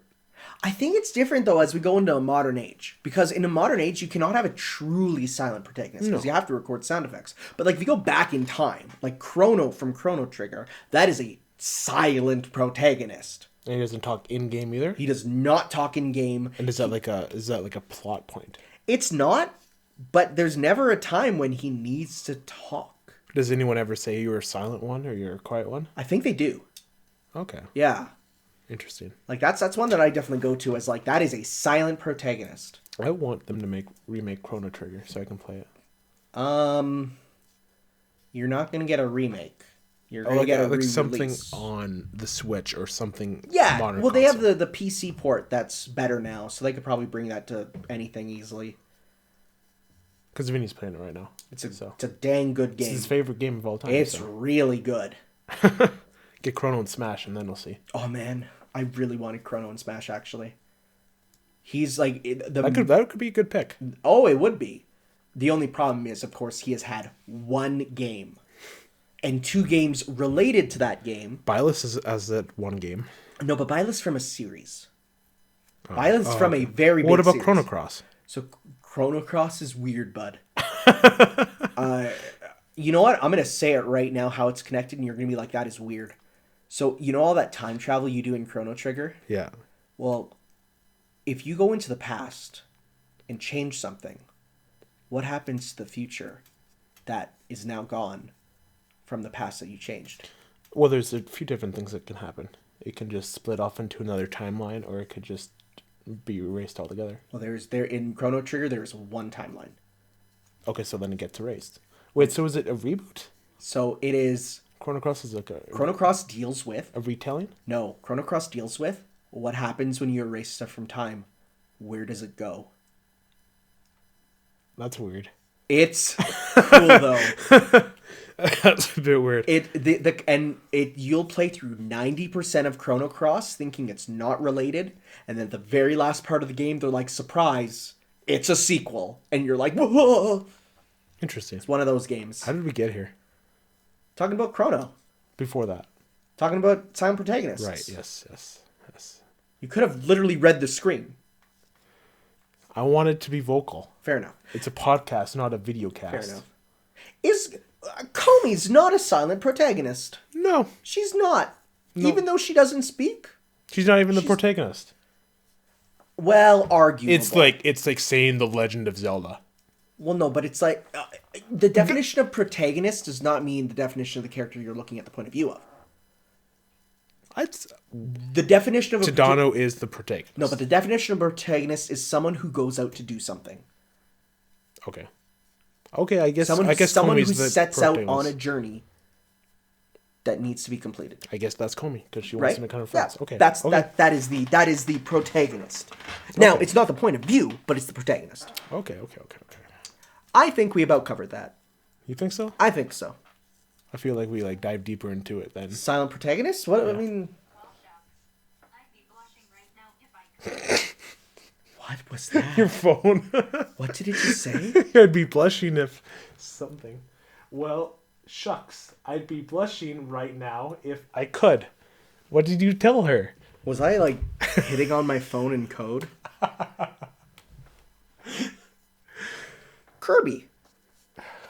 He says Poyo. Yeah, okay, but does Poyo mean anything? Yes. Could mean ancient I would Celtic argue that because Poyo means nothing and language means the way he says Poyo is communicative. No, but the way it does not it does not convey meaning. Yes, it does. Adrian, you've literally never played Kirby games. I have. You don't. You literally say you hate them and refuse to play them. So you're Kirby, talking to the guy. Completed Kirby's Epic Yarn. That is not a real Kirby. Yes, it is. But you're talking to the guy who's played almost all of them. And let me tell you, the amount of times he says Poyo is actually remarkably low. Poyo. He does not Poyo very often. But I would say he is a silent protagonist. And even with a silent protagonist. More than Link. More than Link. What? He talks more than Link. That is not true. When does he talk once in a game? Kirby, tell me. He talks to King Dedede all the time. He actually doesn't. In Subspace Emissary, they're having a chat. Buddy, that's not a Kirby game. King Dedede talks a lot though. King Dedede does. Yeah, we're not talking about King Dedede. Meta Knight talks. Meta Knight talks, yes. Bandana D talks. Why doesn't Kirby talk, dude? Just fucking talk. Sorry, I swore. He doesn't talk. Kirby does not talk. He says Poyo. That must be... He is a silent protagonist. That must be a language.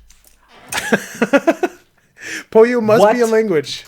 Does Poyo mean... It's Poyo. Fake Kirby What fan. does Poyo mean?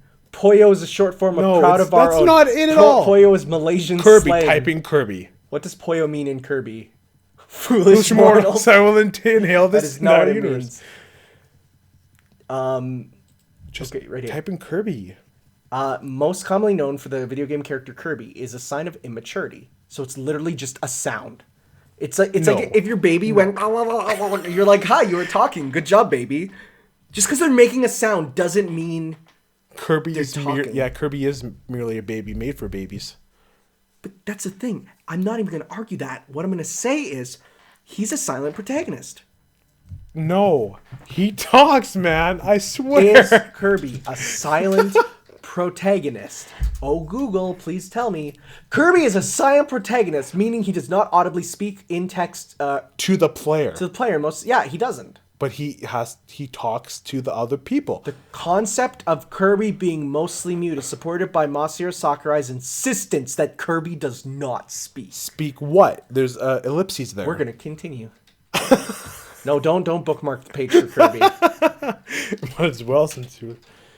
In the anime series. That's the anime series. What about the games?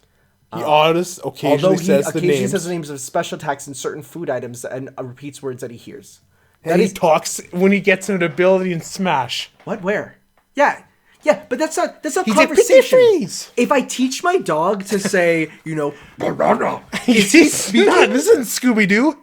If you were to teach your dog through like Pavlovian No. training to like every time you make a series of sounds But that your is do- like banana, does that count as talking? Yeah. It is a No series dog of can do sounds that. being imitated. Yes, No. you can. Do I need to Google the cat that sounds like it's talking?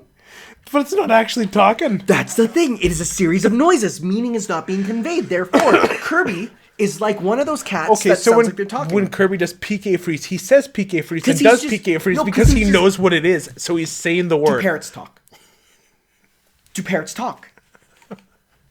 No, They But repeat Kirby's sounds. not a parrot. Kirby literally eats them, gains their ability, and gains a single word. Like he'll say the word that they do. He says when he gets Terry's ability, what does he say? He says, "What is power?" Yeah, because he's just copying what Terry says, which is a terrible role model for Kirby to learn English from, if you really think about it. I would argue Terry Bogard doesn't speak English. Kirby talks. I'm sorry. Okay, so there is one or two. How does Kirby get his feelings conveyed to someone? The Kirby has objectives. How does he? He either goes, "You are a friend, join me," by putting up his hand, or he eats them and kills them immediately. But what if he's like, "I need to go stop King DDD because he's like taking over." He puts on angry eyebrows and walks towards King Dedede's place. And people see that and go, I guess if he's walking towards King Dedede's face with angry eyebrows, that means he's angry. Let's go join up with But Kirby. like he could be like angry at like the apple tree over there. Yeah, so then that's an obstacle in his path. Wispy Woods dies every week because he's always in Kirby's path. He's a stupid tree.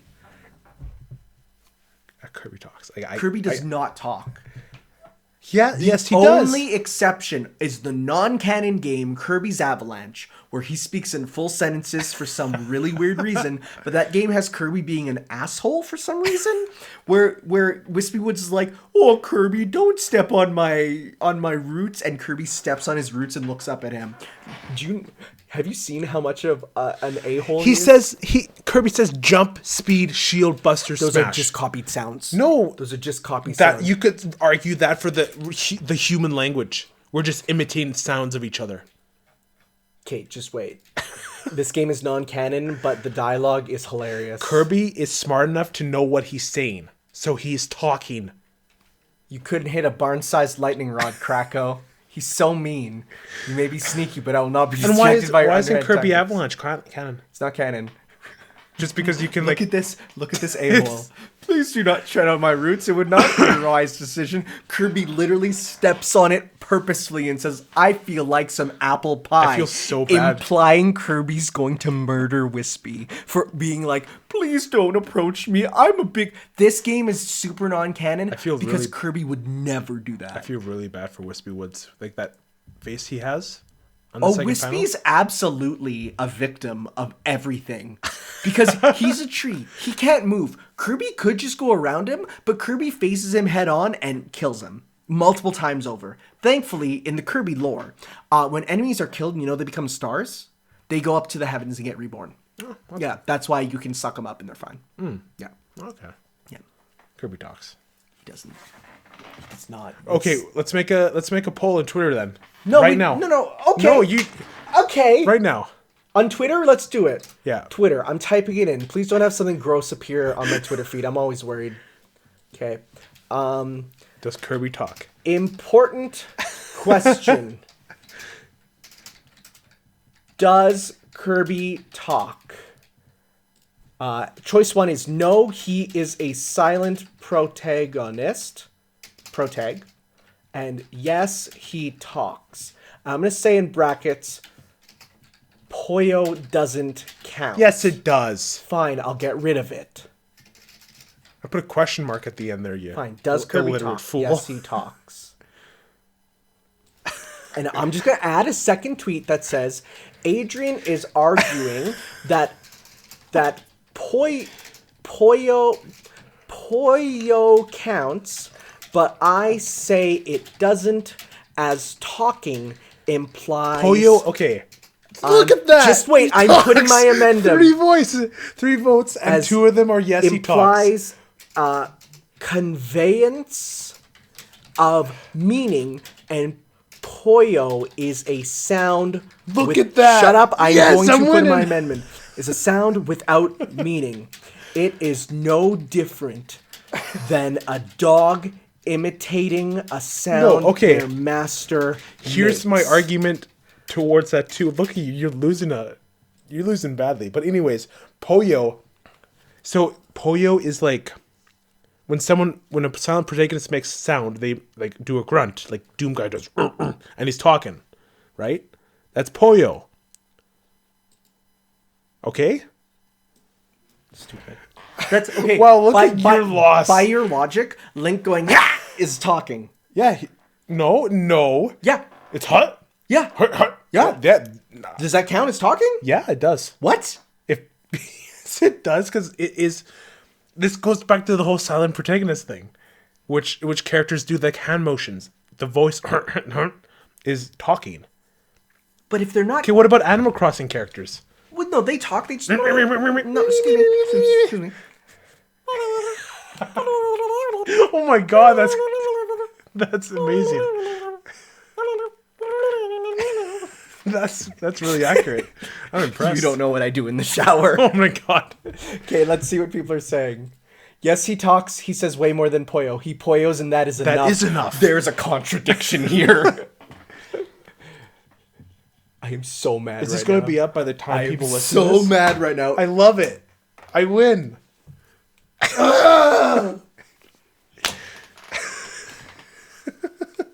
Anyways, My life is in shambles right now.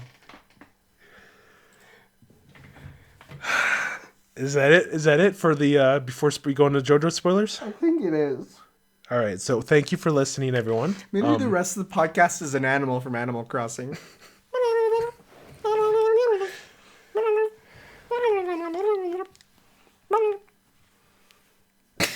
That was me telling them my Twitter and stuff. Okay. I'll translate. It was at Tanner L. Pier on Twitter or Tanner of the North on YouTube. And you can find me at H1000 on Twitter, where I have correct opinions and I hate this. better tastes in food. I cannot believe my Twitter followers are like, you're so wrong. Some fan base you are. I'm gonna double check. Where are we at now? Okay, we got a couple 29 more. We got a couple more on But my side. 83% to 17. I'm so mad. I think that's a landslide. I cannot see Kirby talking after listening to the drama CDs. There's Kirby drama CDs? I didn't know that. What? This is wild. Okay. Thank you all for listening. We will be going into a bit of JoJo spoiler talk. So Next time for Foreign Exchange, you can look forward to Hollow Knight and try to remember the title. Panty and Stocking. With? Garter Belt was the third one. Belt. Right. Okay. Yes, very different Is one. there anything happening between now and then? There might be a direct. There's a low chance of that. There's always a chance of Nintendo being weird. Well, because again, we don't know much other than we have Animal Crossing. Something's coming out right away that I'm excited for. And we don't know. And I don't know what it is, but it's in my mind, but I've lost it. One Piece Warriors. No, it's not coming out now. That's coming out. It's coming out. Wait, is there something coming out this month that you excited for? There is. February is like barren for me. Well, there's the Mega Man Zero collection. So I'll be getting that because I got to support my boy in red. Because it's 0. He's not blue. There was something that is coming out right away. February 6th is jumping to my mind. But what is it? Is it a first-party Nintendo game? I don't think it is. No, it's not first-party Nintendo. I'm going to look up upcoming games. What is it? What is in my mind that is driving me nuts? Okay, this is all... Why has Detroit become human there? I'm surprised they didn't play a Kakarot. This is Dragon Ball.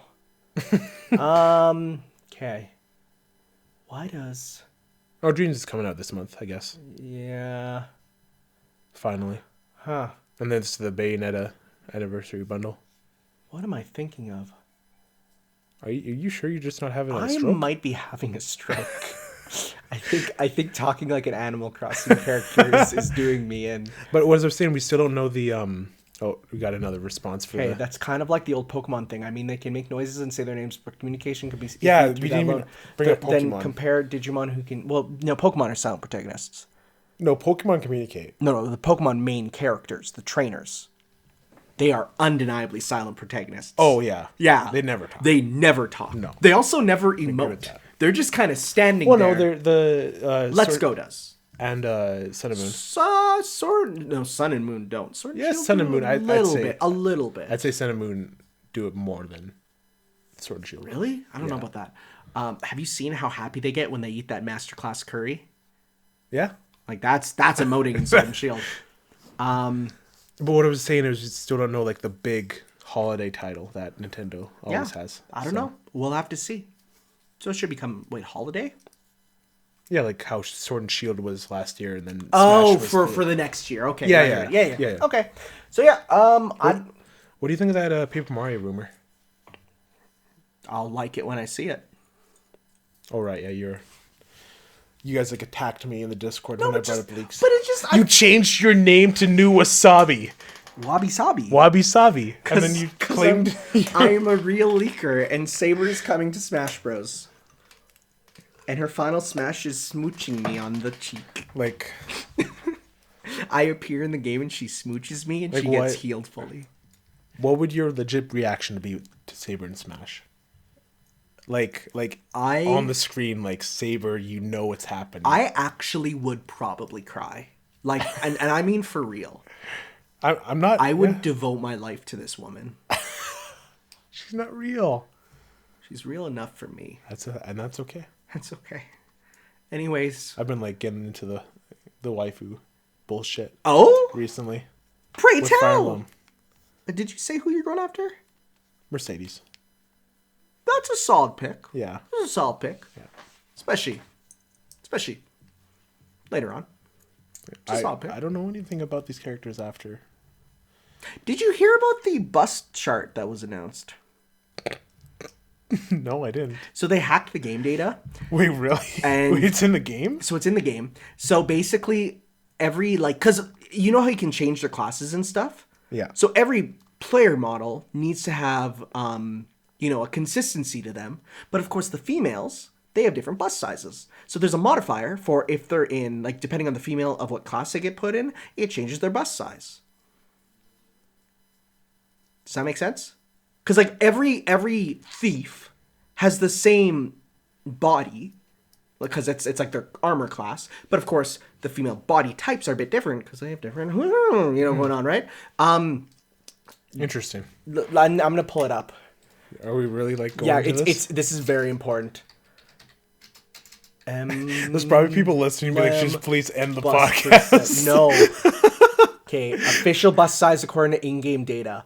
So basically, 100% is an average character, right? So Byleth is canonically 200%.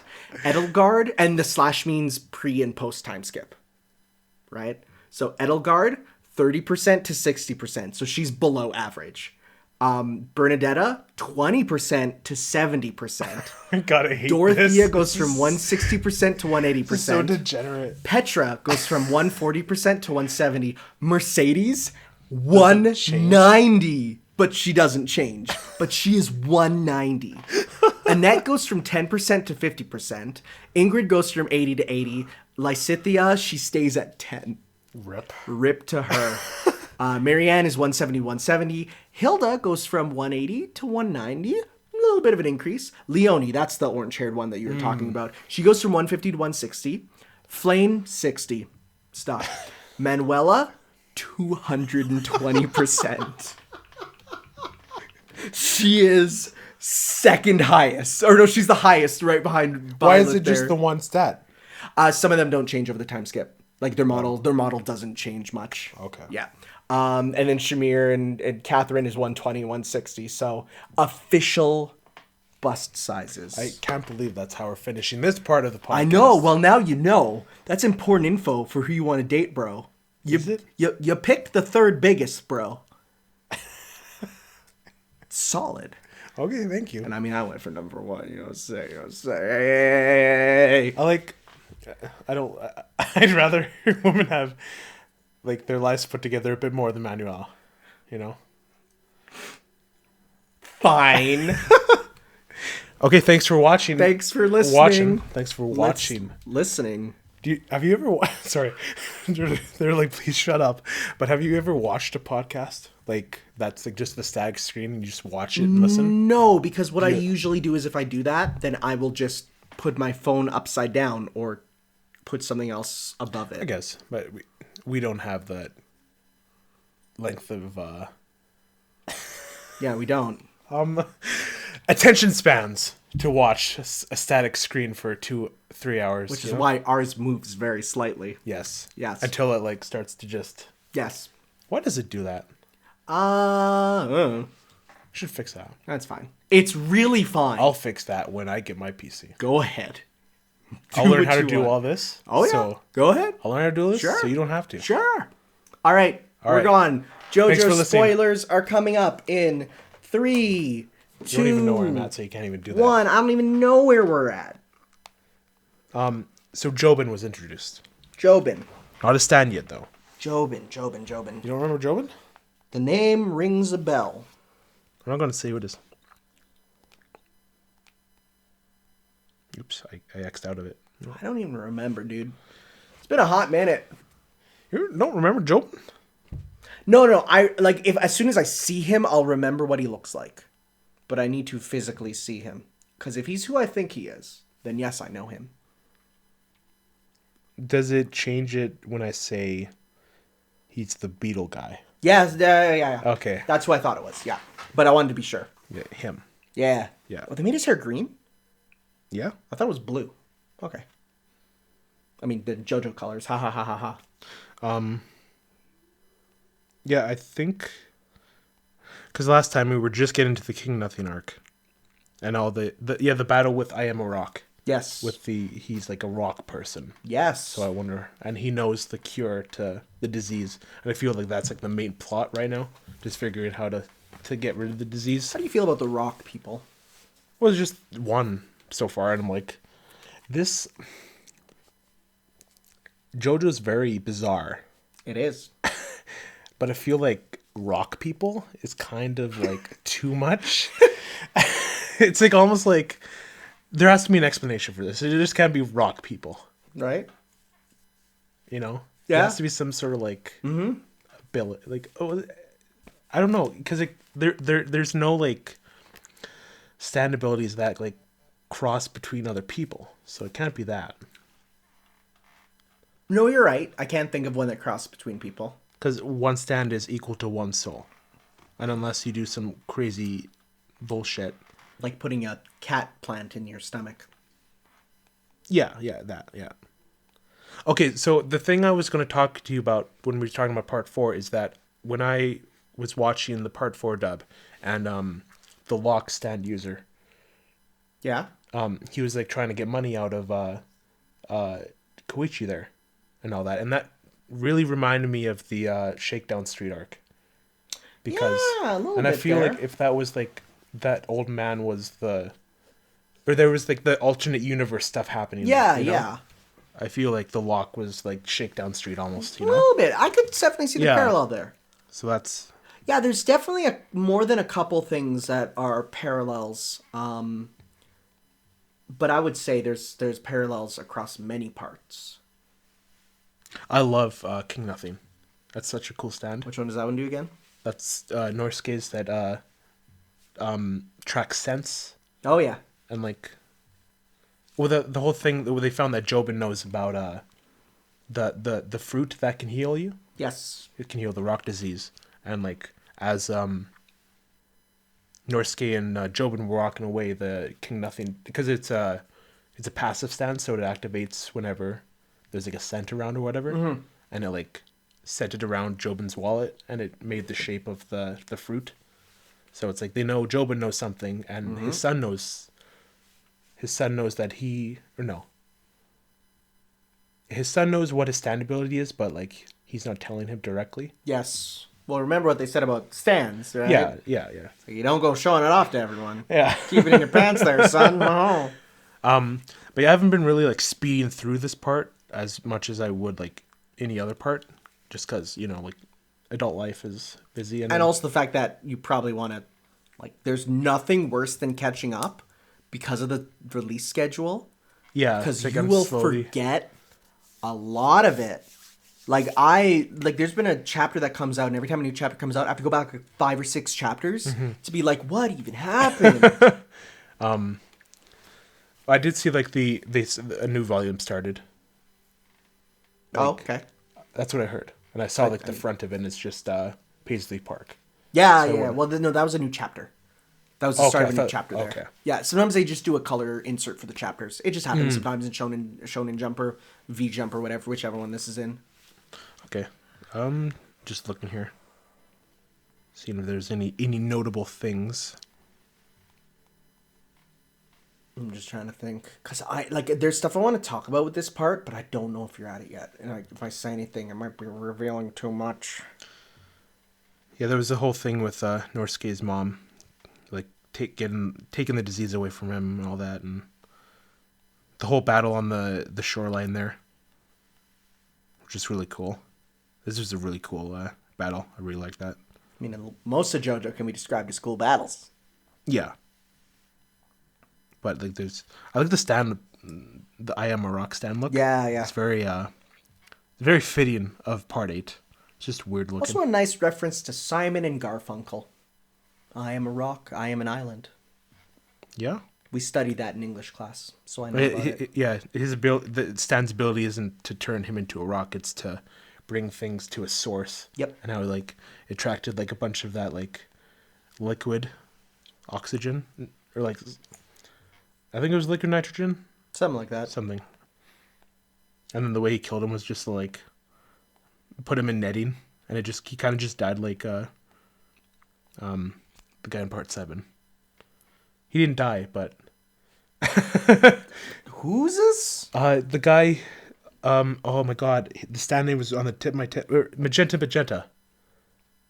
And a stand 20th Century Boy. That turns him into a yeah. invincible thing. And Yeah. he sunk to the bottom of the floor because like if he disabled it, he'd drown. But like he just had to stay like that. Yep, So that sucks. yeah, bro. Imagine me like he's still there. I mean, Cars is still in space. Unless he lands on the moon. That's when things get weird. Wait, no, he still won't be able to breathe though. Who?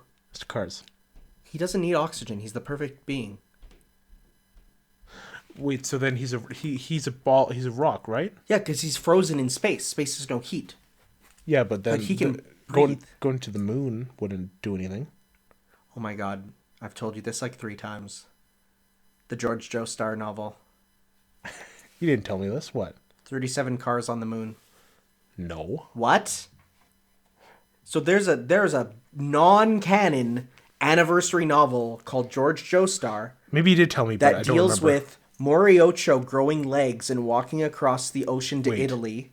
Yes. Like Yes. the part 4 town or the part 8 town? The part 4 town going to Italy. So then Josuke and What? Giorno meet up to beat this new villain. There are things beyond stands called Beyonds that are named after movies instead of songs. And it all came about because Cars landed on the moon. Yeah. Poochie Fast forwarded time, the world kept going, which means that it returned to a center, meaning that there are then 37 cars that got blasted off the Earth to land on the moon. So there's a colony of cars on the moon, and they all just suddenly, because they're all next to each other and from like the same world, they don't have to worry about the timeline stuff, but they suddenly get stands, including one gets Killer Queen, one gets King Crimson, and they're all on the moon with these stands. It is the stupidest, most utterly insane novel ever that makes zero sense. 37 cars on the moon. I'm gonna type it in. Oh yeah, like this part in after the beetle fight. Yes. Like Jobin's like, I'll shave my eyebrow off. And you have to shave your eyebrow off if you lose. 36 cars on Mars. Or is it on Mars? But yeah, here's cars with a three-headed white snake. Here's cars with a really long horn. D4C. Yeah. Like just with all these different stands. They're just made in heaven. That's disturbing. 36 cars on Mars, dude. It is. But I like when Jobin loses the first time, he just like the chapter ends with just him taking out the knife. Just wait, hold up. We need to read this because you need to know. So it's a chapter book. The odd numbered chapters tell how George, Elizabeth, and another girl named Penelope de la Rosa grew up together, eventually leading to George joining the Royal Air Force and marrying Elizabeth. However, this time around, their wedding is threatened by a zombie invasion. Along the way, he makes new friends, such as Tsukumojuko Kato and Stephen Motorize, who gets framed for murder. The other chapters, however, are another story altogether and are considered the true story of the novel. Set in the 20th century after the world has been reset, similar to the effects of Made in Heaven, exactly 36 times, it focuses on... Wait. So Made in Heaven's happened? 36 times, yes. It focuses on kid detective Joji Joestar, who, while investigating a string of incidents, comes across a boy, a detective named Sujimo, the same guy from before, who somehow traveled between universes. After he is found dead in Morio, seemingly by Yoshikage Kira's hands, Joji heads to investigate. Along the way, Joji eventually reaches outer space, meets 36 versions of cars, each from a different universe, one of which accompanies back to Earth, all ending in a massive fistfight with Dio Brando as he attempts to become the Holy Corpse and gain unlimited power. New stands. In addition to the stands to the original manga, such as King Crimson and Dirty Deeds Done Dirt Cheap, George Joestar introduced several stands that are all named after foreign to Japan films. There are also 3 new stand-like abilities that are not truly stands but have the same power. Wounds are created from the repeated trauma to the affected body's mind. They are less controllable than stands. They serve a purpose of stopping the user's source of pains. All wounds in the novel are unnamed. Bounds are forces taken directly from the environment that the user manipulates, and beyonds are, as the name implies, abilities that extend beyond space and time. This novel is buck wild. That's insane. This novel is the stupidest thing ever. I thought it was just like 36 cars just for the hell of it, but like it makes sense because of the time resets. No, where's some of the stuff here? There's like it talks about. There's literally a stand named Face Off after the movie with what's his face? Nicolas Cage. There is it is the most insane thing. Dio's stand is called The Passion after the Passion of the Christ. Oh my god. There are just as many Diavolos as there are cars, but the only ones that are completely disengaged from Doppio survived the events of Oro Vento Oro. Only 2 or 3 are known. The original Diavolo, a Diavolo who split from Doppio to possess Giorno, and a Diavolo that Giorgio Joestar's universe's Passion is pursuing. It is unknown if the Diavolo possessing Giorno is the same one. What the hell? But wait till you see this. Funny Valentine. There are 2 Funny Valentines in George Joestar. The second appears older with a different stand, singing in the rain, which allows him to fly. Both were presidents of the United States. Funnier Valentine. The son of the second Funny Valentine listed above. He is an astronaut and is 50 years old. The funniest Valentine. The funniest is Funnier's son and Elder Funny's grandson. His stand, Dirty Deeds Done Dirt Cheap, however, is not immune to being destroyed if he comes in contact to his alternate world self. What? I'm sorry. Notable events. Oh no, sorry, they're on Mars, not the moon. The 36 cars living on Mars are presumably the 36 souls of sinners that Dio required for his plan to reach heaven. The Dio of Part 3 was not the real Dio Brando, but rather Giorno Giovanna with the part of Dio's soul inside of him. Phantom Dio becomes the ultimate life form, gaining the stand the passion which resembles Jesus Christ. The passion is the ability to view the complete future of all the Joestar bloodline. Morio and Passion's island headquarters both suddenly sprout legs from their foundations and split from the mainland, walking the earth. They eventually encounter each other, which is how the heroes are able to meet later. Later, really, the same has happened to England and Manhattan Island. How bad at writing do you have to be that these landmasses just grow legs and that's how you put characters together? Are you kidding me? Legs to come together. Now, the only thing it got was some art by Araki. Here's another. Look at Bruno. Who's those people? So these are original characters. This is a Nijimura. You know, like one. It's like Okuyasu's brother. There's another Nijimura. Yeah, they have alternate universe stuff. So some of the art is done by Soundman. Well, Soundman is another translation of Sandman. Oh, okay. So it's like. What is funny? Oh, this is Made in Heaven Ultimate Requiem, Sea Moon Ultimate Requiem, White Snake Ultimate Requiem, an overjoyed Speedwagon after discovering Lisa is pregnant. Ultimate. Look at this. Look at that art of Speedwagon with his. This is, What does Ultimate D4C do? How can you get more powerful than like go into alternate dimensions? you mean more powerful than Ultimate Made in Heaven? What does Ultimate Made in Heaven do? Ultimate Made in Heaven has an alien head. Yeah. It's insane. It's insane. Who made this? Who made this? Well, this was... Who took mushrooms and made this? It was made by Otaro Majiro. Otaro Majiro. He is a award-winning author. He has won awards for his work, though his last work was the George Joestar novel. That's the last thing he worked on. Oh my god, he's working on ID Invaded. That explains so much. That anime is airing right now and is terrible. Wow, that explains a lot. So, okay. George Joestar. Quite possibly, it's the biggest in-joke in the JoJo fan base. Because it is...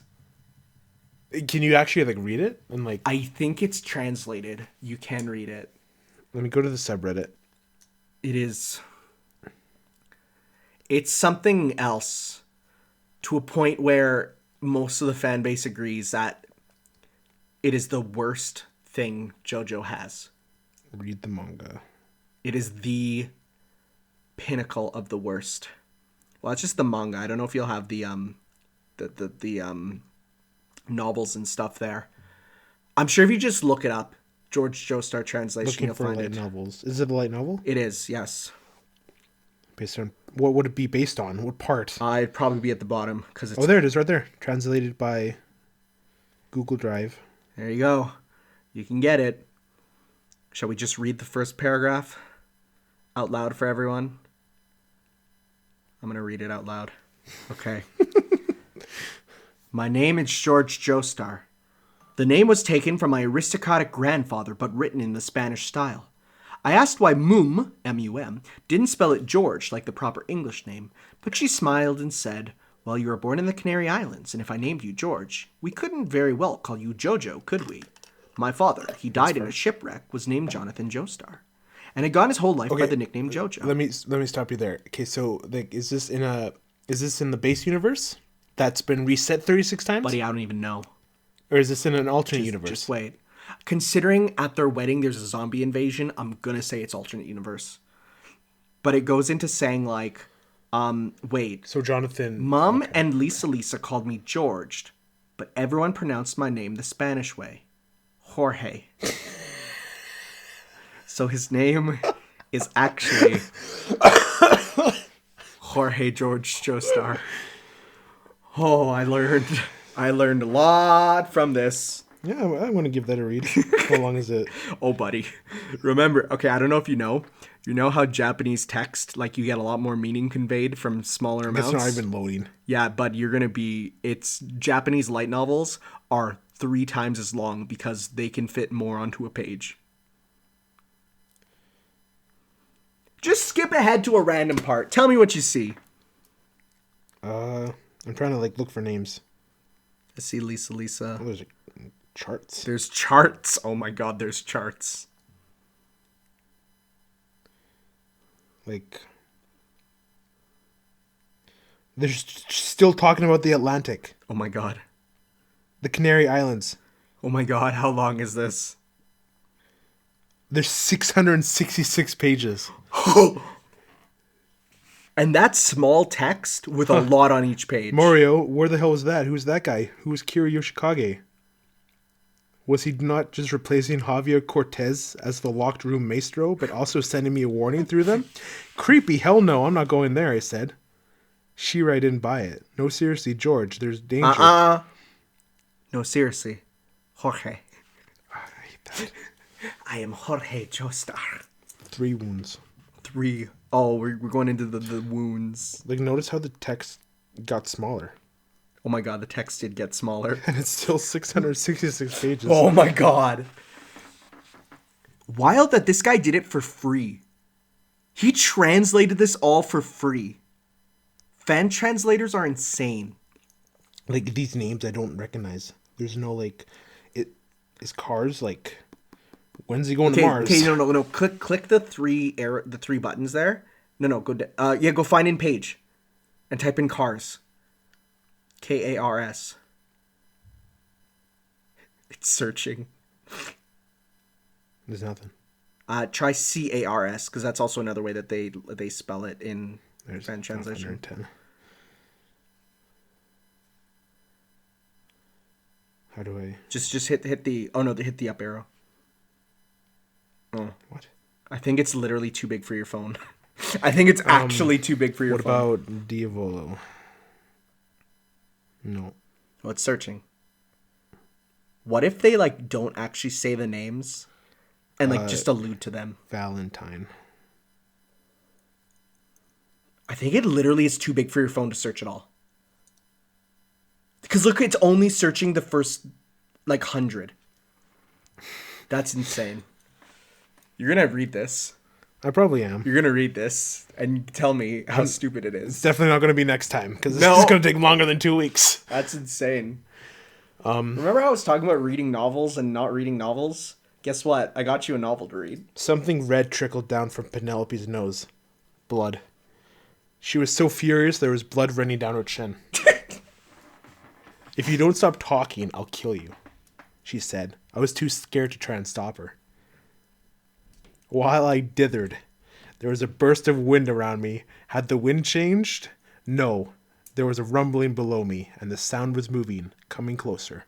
What the? I looked around, half expecting to see all the dogs and the cats on the island rushing towards me, but nope. What was... I lost it. Yeah. But nope, what was actually happening was far more terrifying. The ground itself was moving. Oh boy, you're at the part. It was swirled, gathered itself around me. Oh my god, I have a lot. I have a lot of people putting in Kirby's a creature of emotion. The cadence in his Poyo expresses that communication. Persona? Kirby is legit spoken lines in Kirby's Avalanche. Poyo. Then Nino posted that. I think you should make a different pro. People are confusing him saying Poyo is talking. But can ever consider this? Our words are just noises to Kirby, who's speaking on a higher plane. He speaks to all it is as Poyo. Yes, what are people saying? Oh my god. I win. You do win that poll. People, this is a heated debate that is happening. I can't believe this. I wonder if people are talking about it on the Discord. Maybe. Okay, I think we should probably call it here. Oh yeah, people are. Oh boy, have we unleashed the beast. Where is yeah. Oh man. This is long. This is going to be a long podcast. It will be. So I think we should probably wrap up here.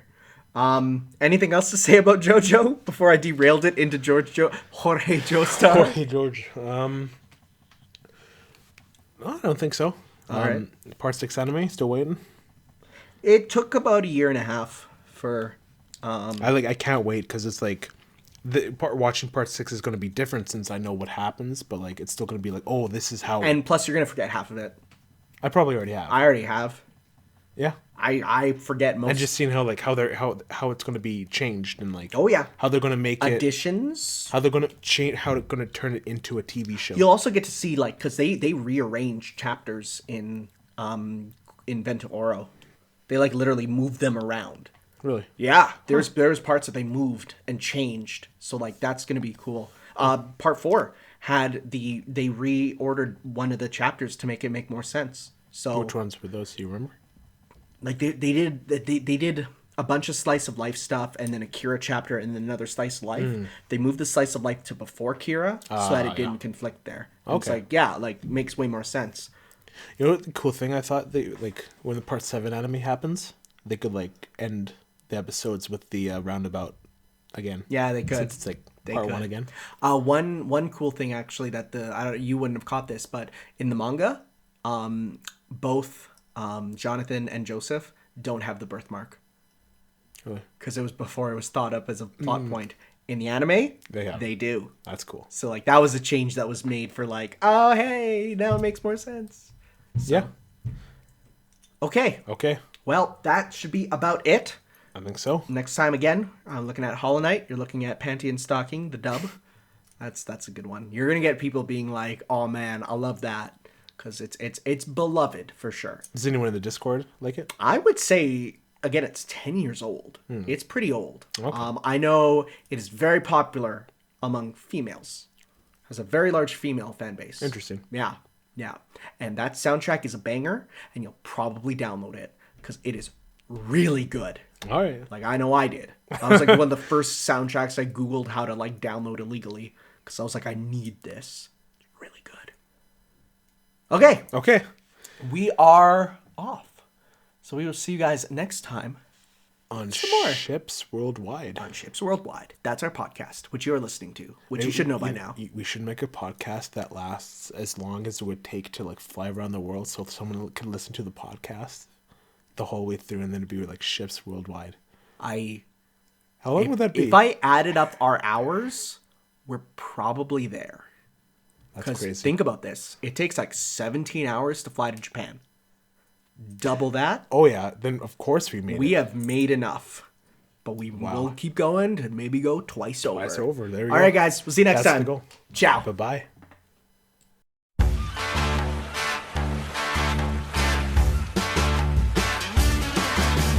Who's that man with the three-piece suit? Making a doll with the log and fruit. Who's that man with the 8 strong legs? Tried to make me breakfast, but it broke my eggs.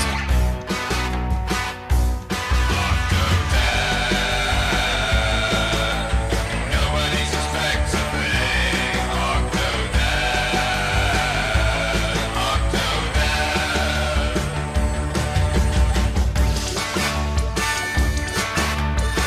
Watch out, Octodad.